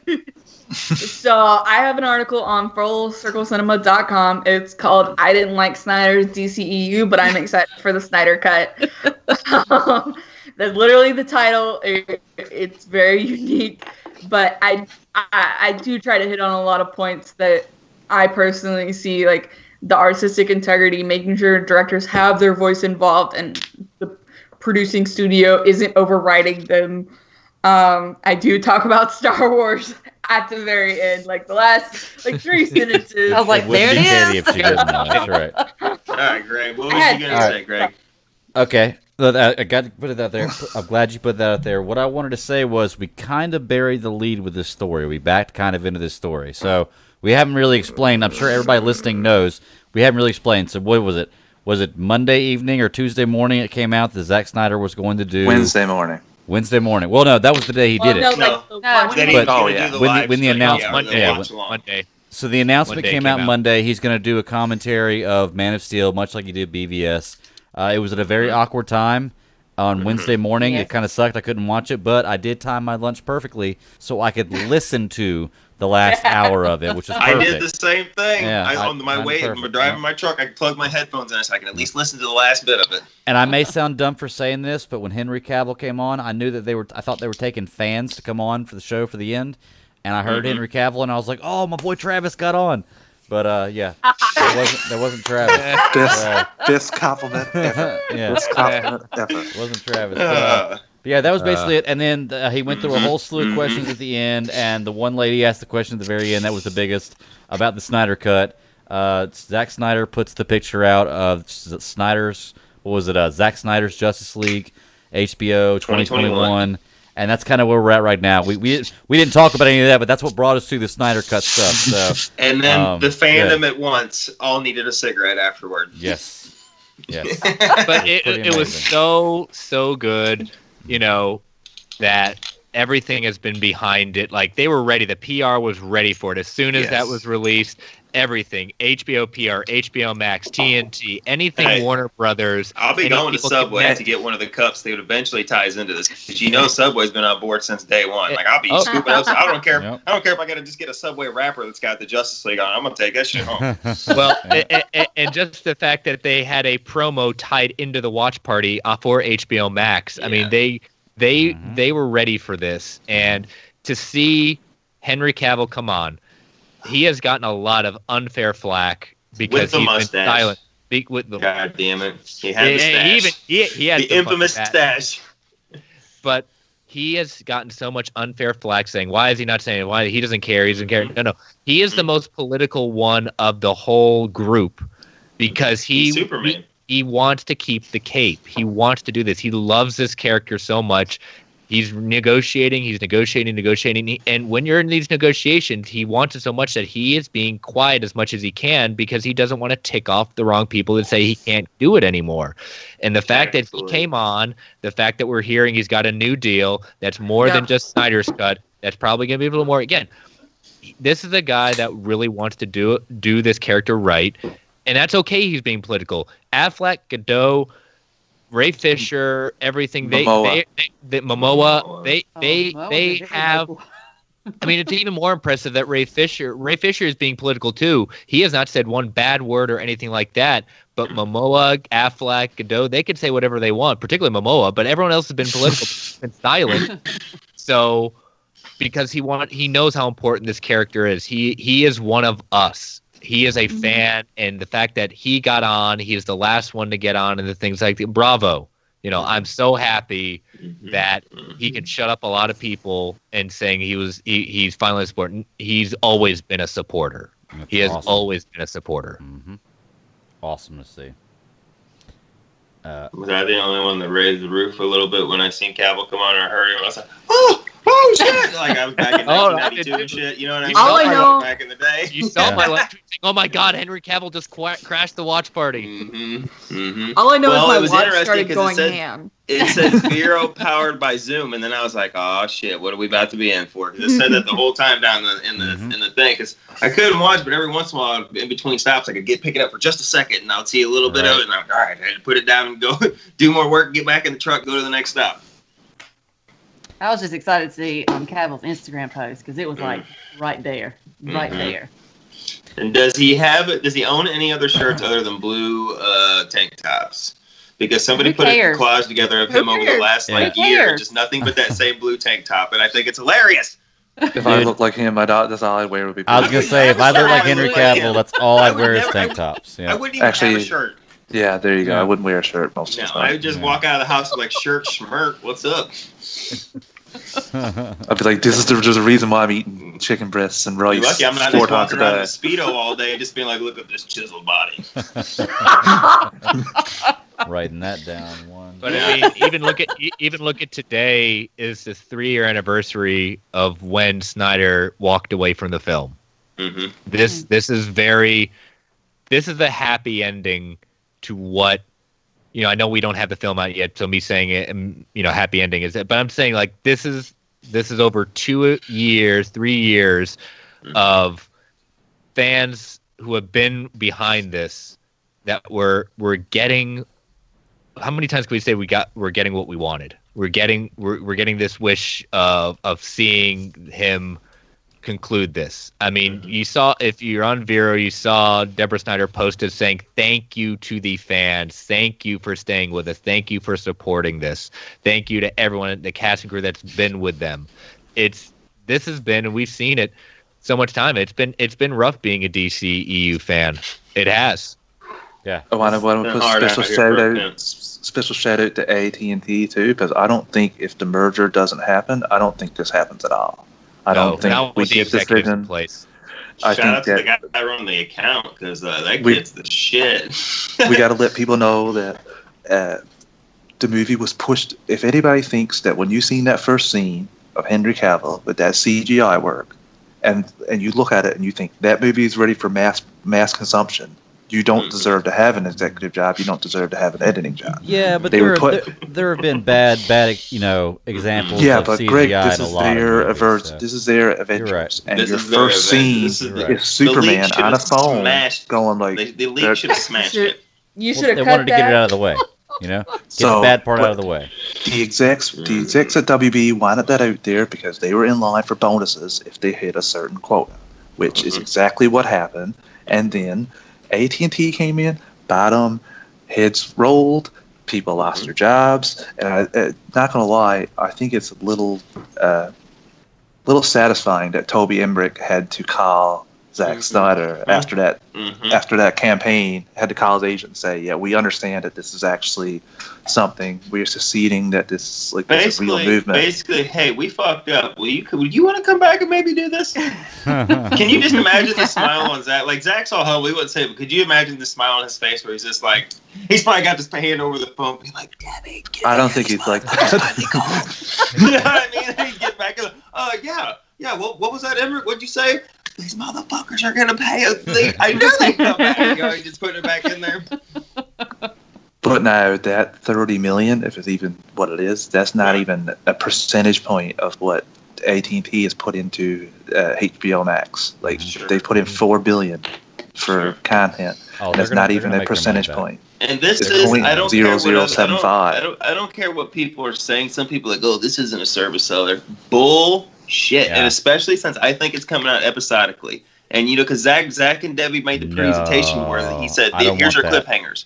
Here's your clip. Bullshit. Give it to me, because that gives people coming back for a month. No, I don't think that a movie. I don't think that one movie is a service seller. I really don't. Personally, I don't think that one movie. They want the mini series of it, and then we get more movie that way.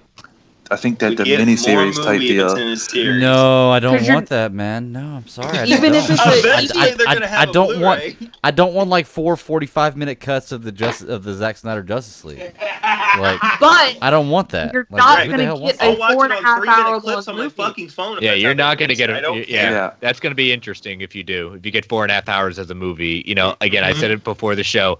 I will take whatever I can get at this point of whatever Zack Snyder. This is Zack Snyder wants to do it six episodes, make it a miniseries. Go for it. Give me 30-second clips for the next every day for the next 4 years till it gets out. I don't care. I just want to see it. I get you there. I'm the same way. I just want to see it, but man, I don't want to see it. You know what though? I'm not going to complain. Yeah, I'm getting the Snyder cut. I was going to say, I'm going to record this and I'm going to play it back. Episode 3 was so good. I don't care. My money. Let's wait and see what happens. My money was on as soon as I heard about HBO Max and with the Snyder Cut, with all the WB whatnot. I said it's going to be on there. it's going to be there. That's Right. how And it's the- going to be put out. Mm-hmm. And the fact that they've had Justice League be a huge part of the HBO Max promotion, even after Yes. it bombed, and then like having a distinct billboard dedicated to solely the Justice League photo, like, and nobody else on there. Like, it's literally pictures from the Justice League. Like, everyone knew it was coming. Hey, it was Yeah. just a If the matter. Snyder cut goes well and people really love it, do you think they go back into Shazam and they just edit Henry Cavill's head on the body there at the end? They put Henry Cavill's head back on there. They're like, all right, guys, all right, we fucked up. Here we go. It's not enough. So it's possible. I think that just want to say another thing, like watching, for example, like Mandalorian or Yes. the Last Dance Michael Jordan documentary. I enjoyed just as much after watching the 2 episodes, going online for the next 5 days and talking about it with other people, hearing other people's thoughts, hearing other people's What we're doing you tell right me now. you tell me I wouldn't download a DC Film Squadcast podcast every Monday morning after the Sunday night first episode of Zack Snyder's Justice League dropped. 100%. Yeah, I would love every bit of that content. Yeah, you do that in the DC movie Alliance. too, though. And oh, DC, sorry. But Sure, they've just been with it. They've been with it since BBS. That's how I found them. But I think that's a service seller. The service seller is not putting a 4-hour movie on their whole one time, because anybody can get a free trial for a week. Someone like me, I don't even have access to HBO Max. I'm just hoping that a different service, a streaming app that got a lot of HBO content will get it. So I'm not 100% sure on that. Greg doesn't want any foreplay. He just wants to go right for it. Right. You just Greg, slow that's the down, whole Greg. thing. You just Exactly. slow down. Well, what if they give you the option of both? What if they give you the option of you can watch it as a 1 movie piece set, or you can watch it in the epistic? Like I think after they the will. six, After the after episodes the come 6 out. come Yeah. out, you can watch it now. Yeah. Are we going to get a I physical? think that's what'll happen. Are we going to get a physical copy? Can you get a I physical hope copy so. of this movie? You will eventually. I have a So, DVD. I I- have a DVD burner on my new computer. I will burn a copy I will myself. call you and send you my address. So, yeah. You can just make me one. Right. Well, Man of Steel and BBS are still the 2 highest physical copies of all the DCEU movies. They're the highest grossing. That's what I've been always saying, is there is a market for the physical copy, even if this Sure. was on a streaming service. I'm right here. Personally. I'll buy one. right. Well, there's it's almost like 200 million in sales if you combine both of them. Man of Steel was rocketed up there forever in terms of sales. So I think that, like Chris said, you are going to get it eventually. Well, Yeah, Right. and Good. for it to be the only thing that doesn't have a physical copy, like Netflix's episode TV stuff has physical copies, like Titans has physical copies, Doom Patrol has physical copies. You're not gonna say, oh yeah, this is gonna be the one thing you can't get a Right. physical copy for after everything comes out. Like, I want the steel book though. I don't know about that. Steel book. I've got my steelbook. It's by Jim Lee, and the version that's in there will be it will be Just quickly dumped tossed out. in the trash just to put it in there, like a lot of people have said. I cannot wait to put it in there. Yeah. But I do want to give a plug. This is a great thing, great ending to his story. Sean O'Connell has been writing the Release the Snyder book and is chronicling this, and bravo to him for putting this together. I'm glad someone is, but a great ending to his story about what he's doing. Again, I'm as soon as that book goes live, I can't wait to read it. Sure. Just because this is that story is probably I can't wait for you to read it to me. Oh, okay. I'll be listening. You do it on video so we can watch you do it. Oh, good. Yeah. Before the But- audiobook. But Bedtime stories with Chris Belga. Makes Sorry, me Chris. blush. Making me blush. This is one of those things that even Zach said. Someone 20 years from now is going to be getting this for a documentary. Like we have, Superman Lives. What happened? That is an outstanding documentary about the Nick Cage thing that never happened. Right. I'm equating this book to being on that level, and definitely check him out. Check his stuff out. I mean, these are things that we want to see have this happy ending, and we're getting it in whatever form we want to do it. bring it on. This is going to be, people say, oh, he gets another year. Dude, I've waited 3 freaking years for seeing anything. I'll wait another year. I'll wait till it's done. I know it's coming. Just to point out too what Chris is talking about with the book, he is not a like hardcore DCEU fan either. He wasn't like Man of Steel, like he's not like that. He's more of an MCU fan. Listening to his interview on the DC Films podcast, he's not coming at it from a hardcore devoted fan. He just saw, read everything about it, and was really intrigued at how a studio could do this and how this all could happen. And he dug deeper and deeper and found all the stuff about it. And I'll respect that even more because he's coming at it from more of a neutral place than a Snyder cut, unbiased, 100%. Yeah, an unbiased, neutral place. Oh, that's refreshing. Well, look, there's only one more thing about the Snyder Cut that I wanted to point out, and then you guys can point out whatever else you wanted to, or about this whole movement thing. Is I want to talk about how people are discussing how the general audience is going to take it, because I know that for us, most of us being big Snyder fans, and if not necessarily Snyder fans, at least excited in the know and excited to see what's going to happen. But I've heard a lot of people saying general audience is not going to care about this, isn't that? I disagree, because I work in an office with about 100 people in the office, and I think the day this came out, I sent this message to a few people about it happening, and yeah, I got 100 people in my office. But I think that social distancing. Right? Yeah, I think that I had a bunch of them message me back that are not huge podcast listeners or huge comic book fans, but enjoy the movies, enjoyed the DCU or enjoy MCU movies and that kind of thing, that were super psyched about this. They said they wanted to see this. They knew, even as general audience fans that are not huge into the background of this, they knew that the Justice League was not what it was supposed to be, type deal. So I think that it's going to have a much bigger impact on the general audience than people are giving it credit for right now. Or I think people are expecting it to nobody really care. But if you see it on HBO Max and you like these kind of movies, you're going to watch it. I mean, that's all there is to it. Good. Yeah, and my mom could care less for Marvel, but she absolutely loves DC. Shout out Mama Gilstrap. No. Justice League is her favorite group, and so when she saw the Justice League movie, she wanted to see that because we've never seen Justice League in life. She is such a whore like the rest of us. Did she come out scarred for life from seeing that movie like the rest of us did? No, just that look is beautiful. And I was okay, so see how his mustache, how his upper lip looks really jacked up, and she's like, "What are you talking about?" Don't point at me like that when you say that shit. And Batman, Superman, Wonder Woman. I mean, they're gonna sell. I mean, people are gonna see them. They know who the characters are. It doesn't matter whether it's theatrical, whether it's streaming, whether it's animated, it doesn't matter. General audience is going to be interested. Right. Well, you've already seen, again, I pointed out earlier, the marketing machine behind this, there are behind this. So when as it starts coming out, as we start getting trailers, as it starts getting closer, the marketing machine will be there to make sure that the mainstream audience understands what happened, why this is going this way, and why this is important. And Warner Brothers will say, we screwed up. Mm-hmm.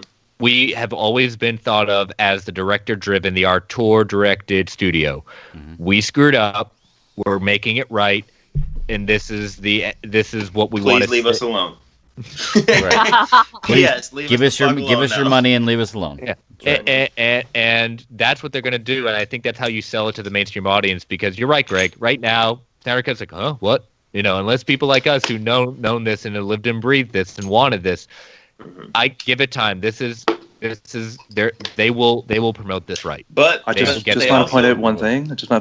Before Justice League is not going to be on the HBO Max service as well. The original Justice League movie, which when we're gearing up towards the almost release of that Zack Snyder's Justice League, I'm sure HBO is going to push on their app, put Man of Steel and BVS front and center, and then your general audience, people who have not watched those films, will look at it and watch it, and then they'll be like, Justice League is going to come soon. Friends is also on there, which is a service seller for some people, believe it or not. And Big Bang Theory is also a service seller. Very true. Yeah. You know what I mean? Those are my fall asleep shows. I'm looking at my In the office. I'm looking at my significant other's 10 seasons of Friends on DVDs right now. Yeah. Well, I'm just saying, but that's going to be, and plus, like, there's a catalog of movies that they've got that people don't remember that they either have the rights to or that they produced or their subsidiary companies did. You know what I mean? Like, there's going to be more on it, but at launch though, the only like new thing they got is I think a new Looney Tunes coming out, which I thought it was hilarious. The Looney Tunes account come out and was like hashtag Zack Snyder's Justice League. Like they were all excited about it. I'm like, well, that was strange, but all right, Looney Tunes, I'm with you. Yeah. Well, I think so. They've also got Doom Patrol coming in June. Yes, but it's not immediately. Yeah. So don't forget Late Night with Elmo. Oh yeah, who doesn't want to see that? Yeah. I just rewatched the original Muppet movie, and that movie is still great. And I just got the Blu-ray, and I still love that movie. Okay, Elmo, Muppet, or Sesame Street person? Hey Nathan, if you would have told yourself at like 16 or 15 years old that when you were 35, that on a Thursday night at home you'd be putting on the Muppet movie and enjoying it, and what would you think? Shit out of it. Yeah, what would you think?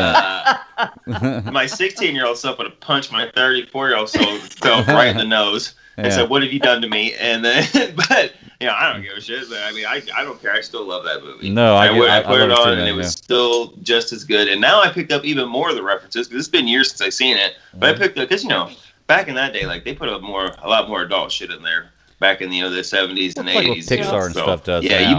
you pick up a lot more stuff in there, and I'm like, jeez.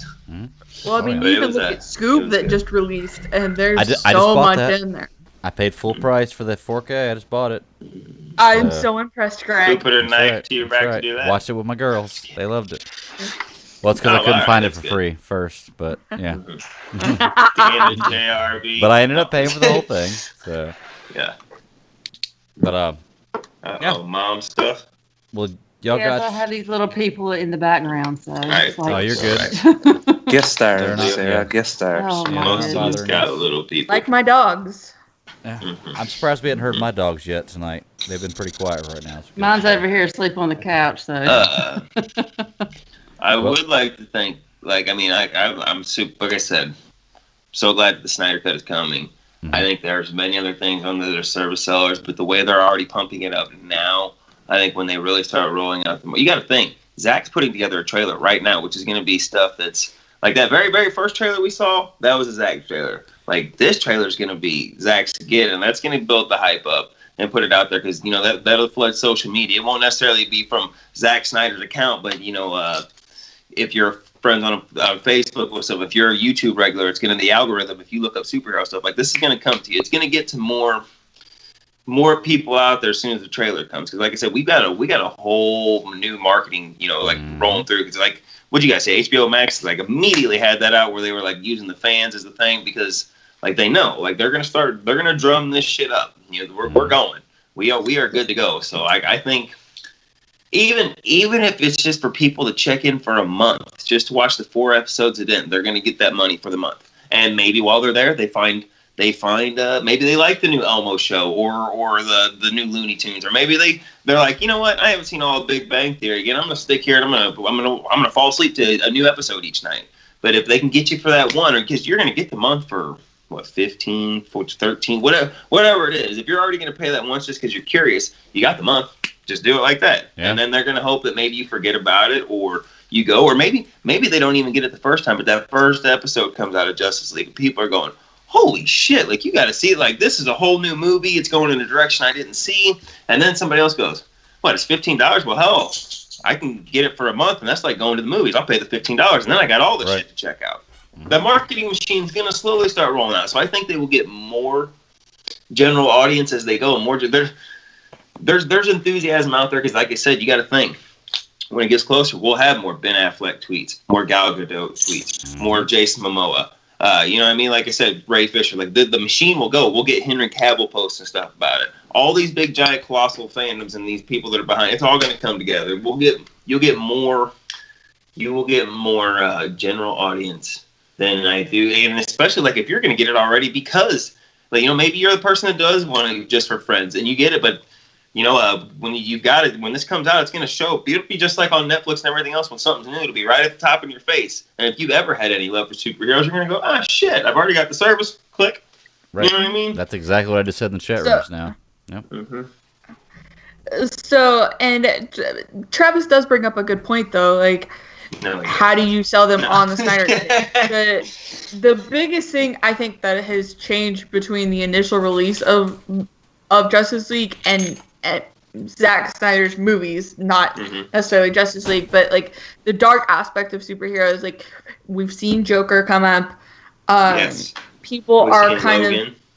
Yeah, Logan, people are more trying to get into the more psychological aspects of movies. Like, those have been the hot topics recently. And Infinity War was pretty dark, really. If you think about it, like, Infinity War was pretty fucking dark. They I had to watch it 4 times without clear-eyed. I mean, but there's stuff like that where it kind of says, okay, society's kind of changing, so you might draw in people more like that. But I mean, y'all said, okay, if I've got Justice League on here once, like, if you have the childhood comic book fans who love Justice League, like my mom, for instance, you might say, okay, like, I'll watch Justice League through, and then you might say, oh gosh, I hated it, and then you might get 6 months down the road and go, you know what, I could really use some superhero stuff. Like, I love Justice League. I don't care what happens. I just want to see my heroes on live action. Like, and then they'll go for it. Like, people are going to be drawn to this no matter what happens because it's Batman, Superman, and Wonder Woman. Like, sure, those are your heroes there. Like,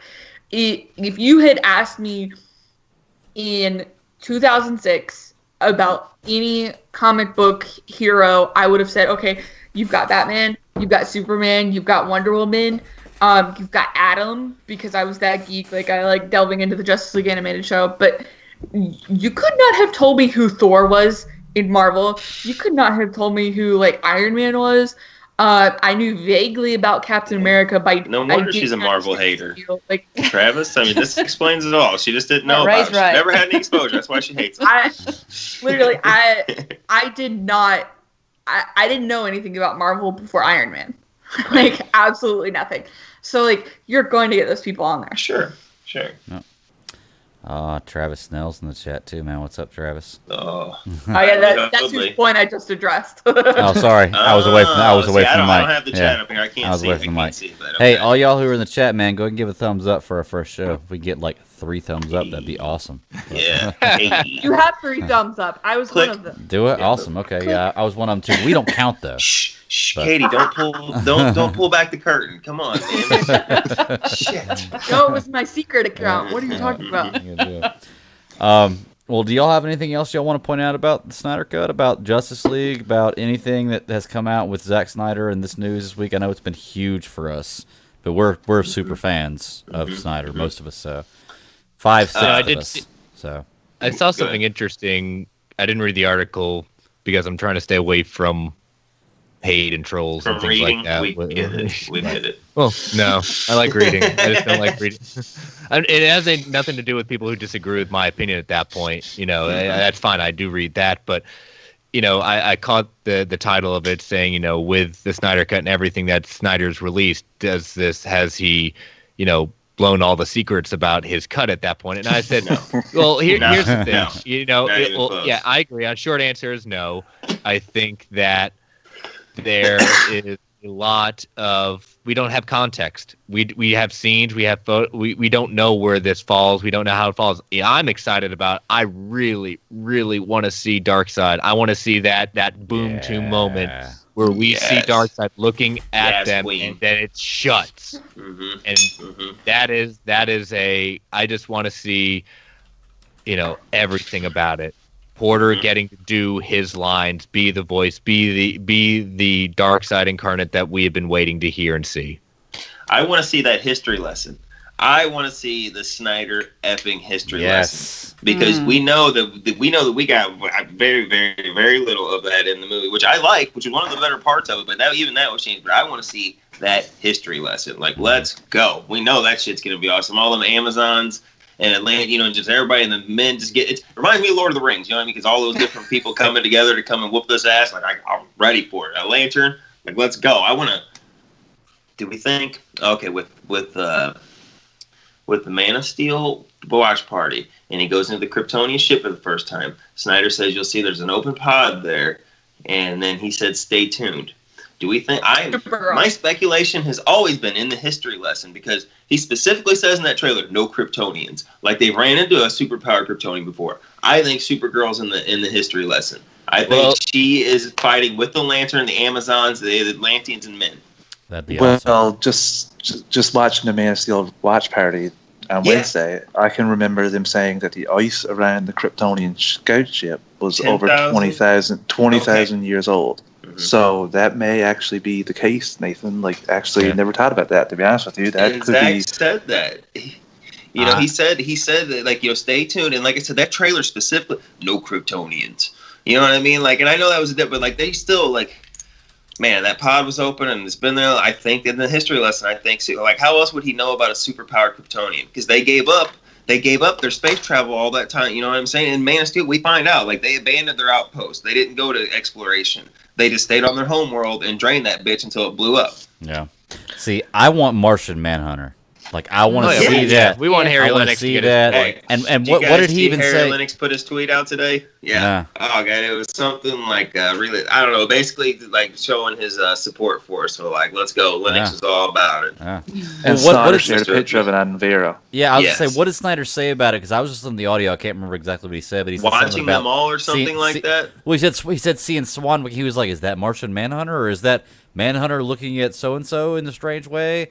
I can't remember exactly what he said whenever he was doing it, but he alluded trying to look that, back at my live tweets. Yeah, it looked pretty cool. I missed that part. I was in and out when he was like Me captured. too. Like I said, but Harry Lennox tweeted out, "Read the Justice League and the Snyder Cut. Things don't just happen. Things happen just." Yeah, baby. Could have said it better myself, Mr. Lennox. I've actually seen a lot of people question that Zach even planned for him to be Martian Manhunter, saying that Zach just jumped on a fan theory and thought that was a good idea. But he has a storyboard of it, first of all. And second, he loves putting in those little Easter eggs. Like, I didn't even know that Krypton's moon was destroyed. The moon, by the first Doomsday. By the first ancient Doomsday. Kryptonian deformity. Right. That was cool. The ancient council decreed there shall never be another ancient deformity. And I just learned that. During the watch party. That was awesome. So that was pretty cool to see and learn. And I just obviously think that when he stands up and goes towards that one-sided mirror, and everybody else backs away, but Swansea, I think that is just a clear indication that he was not as scared as the rest of them because he was superpowered. Yeah, he. There was a couple of times I was looking back at the live tweets I was doing when Harry Lennox, I think, makes his first appearance as his role. He says, "Yeah, there's Harry there. You know, what's his future? I'm kind of looking at his career path right now at that point." And then at the end, he goes on and where was it looking? You know, this guy's monitoring Superman. Is he really who he says he is? I don't know. Yeah. There's another scene. Where like, God damn it, where they're in the interrogation room and they're looking in there, and it says something about an alien, and it's the only shot. Like we see Swanwick on one side, we see Clark on the other, where they're talking through. Everybody else backs up. Swanwick holds his ground, and he goes in there and he says something about an alien, and it flashes to Superman, and in the reflection is Superman. Like it's pointing on Linux, and I mean, like if you want to talk about some meaning shit in there, and we know that, I mean, whether people want to believe it or buy it or not, Zach does try to put meaning in those little threads into shit. Right. And it was almost like he was looking at an alien, like a reflection. They're both aliens from that, you know what I mean? And he's the first one that says turning Earth to Krypton or whatever. Like he knew. The mother, he knew. Mm-hmm. Well, you know, we were talking about earlier about did we feel like Snyder gave away all his ammo, you know, already about the movie. But I know that he said in the rewatch the other day of Man of Steel that he had, 200 Easter eggs at least?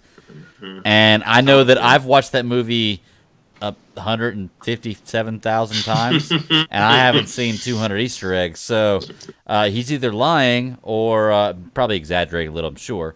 But or there's a lot of stuff in there that even I just haven't seen yet, or I just overlooked whenever I saw it, which I'm sure there is. It's the second time somebody I like said Snyder was a liar. Like, I mean, just Jesus Christ. Well, I didn't say he was a liar. I just giving you shit. Yeah, I know. But just to say too, I think, like I said with AT&T, I also think that we're going to get to see the Ayer cut at some point because that's already done. I don't think so. It's done. I really do. So. No. Unfortunately for our pal Travis Snell, who don't want to see any more of Leto as Joker. Leto. But I mean, to each their own. But I think that Ayer is definitely emboldened by what happened with Zack too. I think that he's seen how the groundswell got him to do that, and that's going to cost a lot less than Zack Snyder's Justice League. Two reasons. Well, they got to re-edit it, maybe. Two reasons. The score's done for it. Everything. There's two reasons it won't happen. One is because I think that the Snyder Cut coming out is great, but if you put that story out there and then you have the continuation of what the story was supposed to be, and then you follow it later with another story that was changed that was supposed to be in line with this story as well, you're going to open up a big can of worms for people wondering where the future's going. When we're already did by doing Justice League. But we're just starting to get comfortable now. The DCEU is just starting to get its footing with fandom about where it's going and the direction it's going, and you don't want to rock that boat. We're selling Jim Lee short. We are selling Jim Lee short because he obviously has a plan, and he is a crucial part of this getting done, this specifically getting done. Right. And we know that he called to see, can I get Ezra Miller in to that crossover? He called and asked them, and they said, if you're asking and Ezra Miller wants to come do it, absolutely. And Grant Gustin did it. I do believe Jim Lee has some kind of plan, and there's he knows the can of worms that was opened, is what I'm getting at. But here's the thing. There is not even close to the amount of desire and push for the Ayer cut as there were for the Snyder Cut. Absolutely. So, I mean, I just don't think it's going to happen. You might want to tell AT&T and their Twitter handle about that because they've been doing an awful lot of Ayer cut stuff today. I would welcome it. I would not be opposed to it. I just don't see it happening. But Snell can kick it out of bed. I'll up with that. Give me it all day. The Ayer cut. Watch that first trailer from Comic-Con back in what was that, 2015? Just watch that. Look how different that is. Man, that's. I enjoyed first Suicide Squad. Does that mean we get a whole new Steppenwolf? Does that mean we get an entirely new Steppenwolf from the Ayer cut and from Justice League? No. Ayer, that was in concept only. He never put that in paper. That was in the first draft, and then it got changed. The Steppenwolf and the Parademons, and that's when it became the eyeball creatures and the putties. Incubus. We'll call them putties. So does that leads me into my question? If we get the deleted scenes from Ayer's Suicide Squad, does that satisfy people? I think so, Katie, because I think he did not edit that final cut of the movie. The people who did the second trailer, that really awesome trailer, they did the cut. They did the editing of his movie. He did not. Yes. He didn't have a role in that. So I think that they would put up his director's cut of the movie, which is not a big deal. I don't think that is going to hurt. Just to let him re-edit it. Or maybe his editor. I don't know. Just for more views, just for more content, because they just want more content. And you know what this is? It's good PR. It's good PR. They're going, shit, these guys really are backing up what they say. Sorry, okay, that's just I think. No, so what I'm saying is if you just put in the extra features on Disney Plus, how it has the extra features on there, if you just say, here's the deleted scenes. Okay. I think you may be able to do that as well, but I really think that they would put up a director's cut of Suicide Squad on the app. I'd rather watch deleted scenes in the movie than rather watch after the movie. Me too. I'd rather see a different cut of the movie than watch just deleted scenes. So I want just the Joker cut. I want nothing but the Joker just strung together, so I can mail Travis Snell on loop. I just want it to be nothing but Jared Leto Joker. Minus the damage tattoo in the forehead, man. I love Jared Leto's Joker. So, and I can deal with the tattoo in the forehead. He's probably cussing me in the chat right now. He was okay. I think he did a really good job. He didn't get a chance. He didn't get a fair chance. I'm indifferent from what I saw. I'm just average from what I saw. Sure. Well, y'all, we're about 2 hours into it now. First live show. Do you have anything else you want to say about Snyder Cut, or you want to go and start to conclude what we're doing here? Man, I'm so happy. Like I can't get Nathan to stop talking about the Snyder Cut. Validation. Yeah. Like, I'm sorry. Like, you know what I mean? It's validation. No, you're right. And it's like something we knew was going to happen. Or we, like, let's just take our little small victory lap. Like, we don't have to be dicks about it. I'm taking a huge victory lap. A huge victory lap. Minus the global pandemic, besides. Minus the pandemic. I'm still 6 feet away from somebody when I'm taking my victory lap, so I'm good. That's right. But, all right, cool. Well, y'all, it's been an awesome time tonight. We've had our first live show. I thank everybody that's in the chat room for coming and checking us out and having a little fun chat with us. We can try to keep up with you, but let's go ahead and start to sign off. Sarah, where can they find you at? You can find me on Twitter and Instagram at My Lady Kitten. Basically, you'll just see a lot of photos of my dog and my kids, basically. Good deal. Always fun to look at. That's right. Absolutely. T-Bone, where can they find you, buddy? Find me on Twitter at Travis_156. Drop me a line. We can chat about pretty much anything. DC, Marvel, Last Dance, sports, Last Dance, MJ number one forever. MJ number one forever. Here we go. Pippin has a 60 voice, according to Sarah. Here we go. It's that Arkansas draw, man. But that Arkansas. Yeah. I did a Stargirl review for the pilot on superhero discussions, so check that out. That's about it. Good deal. Chris, buddy, where can they find you at? You can find me on Twitter at Chris Balga. My show is World's Finest True Believers. You can find that at Twitter at Finest Believers. On Monday, I dropped my latest episode with Ray from Fans Without Borders, DC TV Squadcast. We were looking at Cosmic Odyssey. So great little tale, 4-issue tale that we spent a lot of time delving into. It was a lot of fun. Good deal. Katie, where can they find you at? So you can find me on Twitter and Instagram at KGalShop13.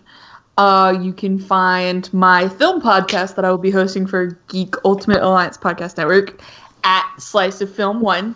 Same with the Star Wars podcast for the same network. That's Star Wars Alliance without the A in Wars. And then, of course, you can find all my reviews and everything at slicerscribbles.com. That was a hard account to find because I didn't know that was missing the A. I was like, what's going on? It's Star Wars. Damn. So Twitter only allows you to have 15 characters in a username. It screwed me too on mine. It's one less. Yep. And I'm like, ugh. Be original.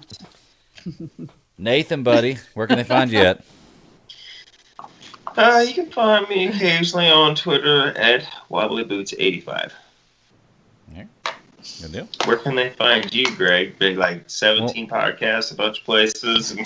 Well, they can also find. I think Greg podcasts one night every week. Yeah, just about, yeah. Well, Nathan, they can also find you at the Super Civil Servants podcast at SCS Podcast 1 on Twitter, where Nathan handles that with me. But you can find me there too. Most of the time, when I have time. Yeah. You can find me there too. You can also find me at the BatDaddy52 on Twitter for my individual account. I'm also doing DC Ultimate Alliance podcast, which is going to be a really good time. Part of the Geek Ultimate Alliance podcast network. You can find me on Tuesday nights live on YouTube, just like this. But there's about 70 times more people in the chat room because on the C3 Panthers podcast, and 9 o'clock every Tuesday night. Hey, but you know what? It's been an awesome time. This has been the first live show we've ever done. I can't believe I made it work. Yeah, good. I got to circle back around then. I forgot to make 2 plugs. One, I guess Marvel Ultimate Alliance. On the Geek Ultimate Alliance. With Mr. Snell and myself. But also, I promised to give a plug to, I was a guest on the Batman Book Club this week, hosted by Ryan Lauer. We're looking at one of Zack Snyder's, excuse me, not Zack Snyder, Scott's. I know. Scott, there's the Black Mirror. Awesome Batman tale. Oh, awesome gosh. Batman tale. Good deal. Good deal. That's a great podcast, Chris. Black Mirror. Okay, never mind. And a honorable mention, I want to go ahead and say my boy, the legendary Bearded Geek, is in the chat room right now. He has his own podcast. He does the same kind of thing we do by himself. Awesome, fun show to listen to. Check it out if you get a chance. Man. Huh? Also, it's really fun to go into C3 Panthers podcast chat and just write in MJ as the GOAT, and then leave. It's very fun at times. Just throw it out there. Well, hey, I wanted to bring up real quick that we didn't know exactly how it's going to work out live tonight. So this is kind of our first test show. We're probably going to run like this for the rest of the way out. And we have a fan giveaway we're going to start with next week, and I think next week's probably going to be the only qualifying week. And it's going to be basically check out the show, mention something in the chat, give it a like, give it a share, and you're entered in the contest. Chris, you have the list of books with you right now. Go ahead and go through the list of books. If you want to go to the front of the line, just send nudes, and I mean, you get front of the line. That is at WobblyBoots85 on Twitter. But go ahead, Chris. Tell them what they get. Oh yeah, I'm looking at them right now. We've got a couple of hardbounds. We've got Arkham Asylum 15th anniversary. We've got the Dark Knight Master Race with The Last Crusade prequel to it. We've got volumes 1 through 3 of Criminal. We've got volumes 1 through 4. It's the full run of Batman, black and white. We have hardbound of I gotta bring color into it. Just I'm reading the title. Batman White Knight, Sean Murphy. That's that awesome classic. Tales of the Demon, Justice League of America, The Nail, awesome Elseworlds tale, and this lovely new edition, Saga. The full run of Saga is currently in 1 through 54. If you like Star Wars and you want a no holds bar look at Star Wars, this is a very much comparable Star Wars, but with basically the seatbelts off. We're going full scale. This is an amazing tale. So all those are up for grabs. Yes, sir. So what we're gonna do, like I said, is meet that criteria. I'll tweet it out later too, so you know. And we'll put your name in a hat. We'll draw one out. You pick whatever book you want to, and then we'll keep going until we get rid of all those books. But y'all, it's been an awesome time. It's been really cool being online. It's actually really crazy looking at one screen where I see y'all live, and then one screen where I see y'all about 9 seconds behind that. So we gotta pay attention to that. But it's pretty fun. But I guess it's all part of doing the live show. So I'm out until next week. Y'all have a great evening. Yeah. Hashtag Zack Snyder's Justice League is real. There you go. The GOAT. Yeah. Fuck it. Suck it, bitches. Oh, sorry. I mean, have a good night. Have a good night. He couldn't help himself. Cyborg's dying words. Cyborg's dying words. I loved it. Cyborg's dying words. That's right. That's right. Later, y'all. See ya. All right, we'll say 2-3-2. Good job, y'all. That was awesome. Hey, it worked, man. I actually hooked everything up where we can stream. That's crazy. Good job, Greg. What do we have? 3 people in the chat room? That's better. That's more than I thought. That's I think so. Well, if you include me, Katie, and Chris, we had 6. So I got a thumbs up. JRB, Travis. Hey, you know what? I was in there too. It's just cool that we had some people in the chat, man. It's cool we have people come check it out. This was fun, y'all. I'm definitely down. If all y'all are cool with this, man, we'll just run every show like this week. It's like I said, for y'all, it's just a matter of the same thing. Just sign in on Twitter and on Skype, and I call you, and then I'll just recording. Nathan behaved himself. Somebody tweeted AT&T and was like, one thing, AT&T, after the announcement of Zack Snyder's Justice League, will it be possible to see Ben Affleck as Batman in other films, in other future films? And someone was like, great question, pal. And AT&T wrote, who knows what the future holds? Who knows who will answer the call? And that's simple. Nice. I like it. AT&T is just like, don't give a crap. I love this. Yeah. They're slaying. They are slaying on this Twitter account. Or just I think you know what they did. I think they hired the guy who used to run the Wendy's Twitter account and said, "You know what? You do such a good job at that point." Right. Or HBO Asia. Yeah, there you go. Yeah. Well, check it out. I'm ready to get out of here, y'all. It's late. Hey, Sarah, your twin is there. Yeah. It's bedtime. Y'all check out the show. Just check out the show on YouTube and let me know if it sounds right. Because I'm gonna check it out too. But it should. I think I fixed that echo problem. But thank y'all so much once again. I'll talk to y'all probably in a little while. So later. See you guys. Later.